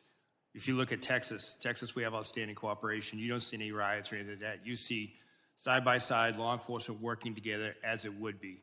If you look at the state of Florida, state of Oklahoma, state of Louisiana, all across the nation, we do have that. And what it is public safety. Thank you. Next, I want to commend the Trump administration for locking down our southern border. A year ago, it was a highway for illegal aliens and illicit materials. Today, it is secure and closed. Commissioner Scott, as Congress and the Trump administration enabled DHS to secure the southern border, how are cartels and other criminal organizations adapting to effective border enforcement? They're going to continue to push back. I think some of it is in these protests, because if we can shut down interior enforcement, that allows them to basically market their goods, if you will, to smuggle people in. And they need those people to be distractions, because without it, they have to start digging $1 million tunnels. Without it, they have to spend a bunch of money on drones, which we're countering. But without it, they have to go out into the ocean where they stick out like a sore thumb. And we're increasing our radars on the West Coast and increasing our air coverage. Basically, it affects their bottom line, and it makes it harder and harder for them to bring their poison and anybody that wants to threaten this country that's willing to pay them here. Thank you. Mr. Chairman, I move to submit for the record a list of DHS worst of the worst in Tennessee, 3 quotes from Tennessee's 7 sheriffs supporting ICE, and 5 news articles germane to the hearing in Tennessee. Mr. I yield back. Without objection. Gentleman yields back. And I recognize the gentleman from Texas, Mr. Green, for 5 minutes of questions. Thank you, Mr. Sorry, Mr. Chairman. Can you hear me now? Is it? The microphone right there. Well, will you give me a moment to get a bit closer, please? Thank you, Mr. Chairman, and I say it sincerely. I believe this is a most valuable hearing, and I'm honored that the ranking member would be here with us to accommodate us, as is the case with you. Mr. Lyons, is it true that you have a criminal justice degree, a bachelor's degree in criminal justice? Yes, sir, it is. Is it also true that you have a master's degree in criminal justice leadership? Yes, I do. And would you, as a professional with 2 degrees in criminal justice, indicate to us that if an officer commits murder, that officer should be prosecuted? Sir, any law enforcement misconduct needs to be investigated and prosecuted. Investigated and prosecuted. And have you seen the widely published video of the killing of Mr. Alex Preddy? Yes, sir. And, sir, my assumption is that if I ask you whether this was an injustice, you would say you cannot comment because of an ongoing investigation. Is that a fair statement? Yes, sir. And what is the rationale for not responding to an ongoing investigation?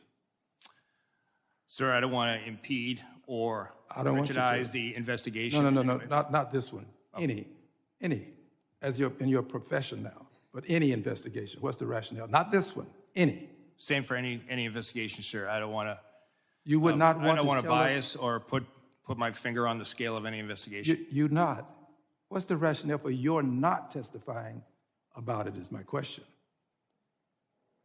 I don't understand your question, sir. What does the law say? What is the rationale? What harm would it do if you testified?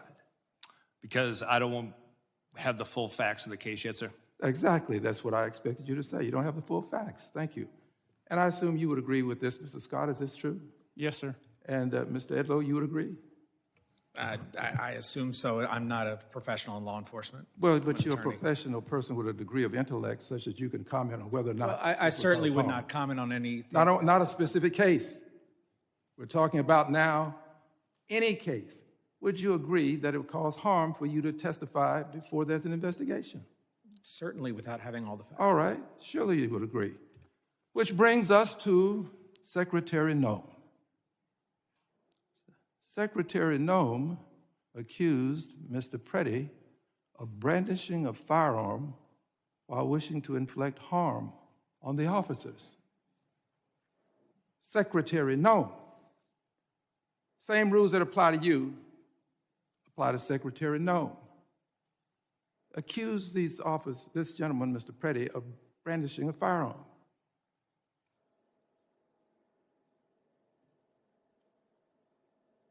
Secretary Noem doing this when she did without an investigation. We have to agree that there's not been an investigation. I don't think I have to ask you that. Not a complete investigation that we know of anyway. She did it right afterwards. Having done this, she is violating this very basic principle that you have called to our attention today. And we have to ask ourselves, why would she go so far as to say brandishing when he did not? The video will clearly show it. And she said wishing to inflict harm. Did not inflict any harm. But the secretary, without an investigation, made these comments. I'll tell you why. The secretary was in a rush to cover up, to make sure that she was protecting the officers without regard for the life that was lost. And in doing this,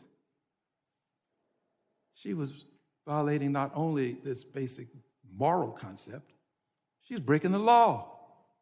The secretary should be investigated right along with those officers who are out there engaged in this ungodly conduct. She should be investigated. And in my opinion, based upon my observation, Secretary should not only be investigated, the Secretary should be prosecuted right along with those officers. This man did not brandish. This man was not armed. This man did not attempt to hurt those officers. They should all be prosecuted. And you, persons associated with the Trump Gentleman's administration, time say has lock her expired. up. I say lock her up. Gentleman's time has expired. I now recognize the ranking member for UCs. That's correct, Mr. Chair. Mr. Chairman, I ask unanimous consent to insert two statements for the record. One submitted by the Refugee Council USA and the other from the Baptist Joint Committee on Religious Liberty. Without objection. Mr. Chairman, on behalf of Ms. Ramirez, I ask unanimous consent to include in the record three articles. One, a Chicago Sun-Times article describing how U.S. Border Patrol has separated a family. Number two, an ABC 7 Chicago article that describes how ISIS warrantless arrest in Chicago has been ruled unlawful by a federal judge. And third, a ProPublica article documenting how immigration agents are using banned chokeholds and other moves that can cut off breathing. Without objection. Mr. Chairman, I ask unanimous consent to insert in the record the following articles. A CBS News article that states that contrary to the administration's claim, only 14% of those arrested by ICE had violent criminal records.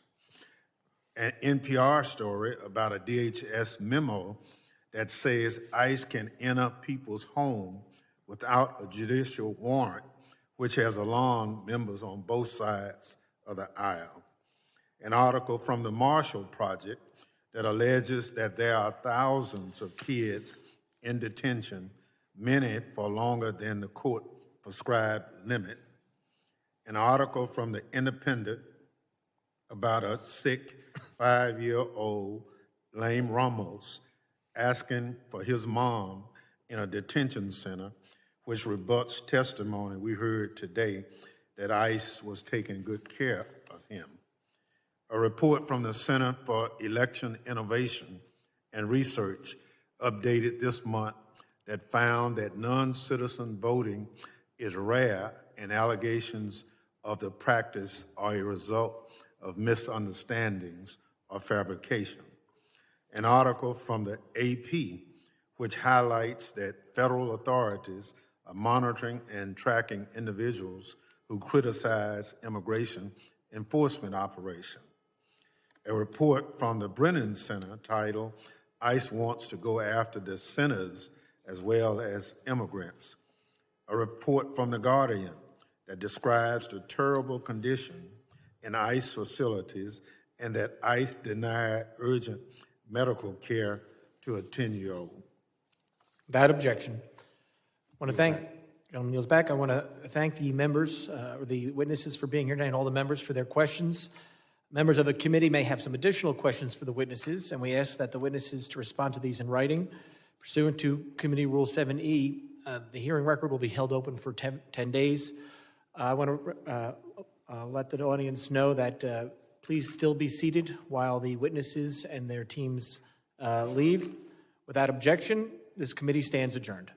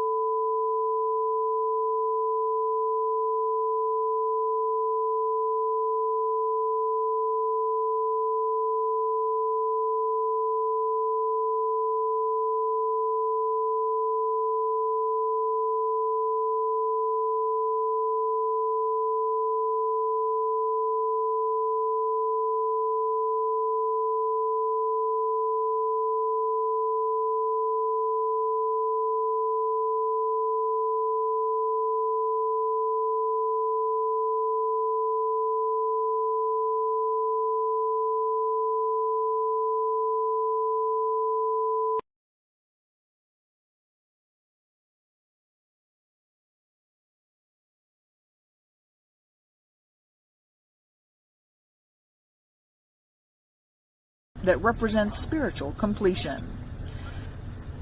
But that journey wasn't easy and sometimes done through the snow and barefoot. And in November, an escort vehicle driving alongside them was hit by a truck on a Houston highway, injuring 2 of the monks. Yeah, one of the monks had to get his leg amputated. The monks will travel by bus back to Texas this weekend, where they will walk another 6 miles to the temple where it all began. In Washington, Caroline Shively. Keep talking, keep talking. Channel 1. After a 2,000-mile journey, this group of Buddhist monks crossed over the Potomac River and into the nation's capital for one of the final legs of their walk for peace. They made their way to the National Cathedral on day 108, a sacred number in Buddhism and Hinduism that represents spiritual completion. Mic check 1, 2, 3.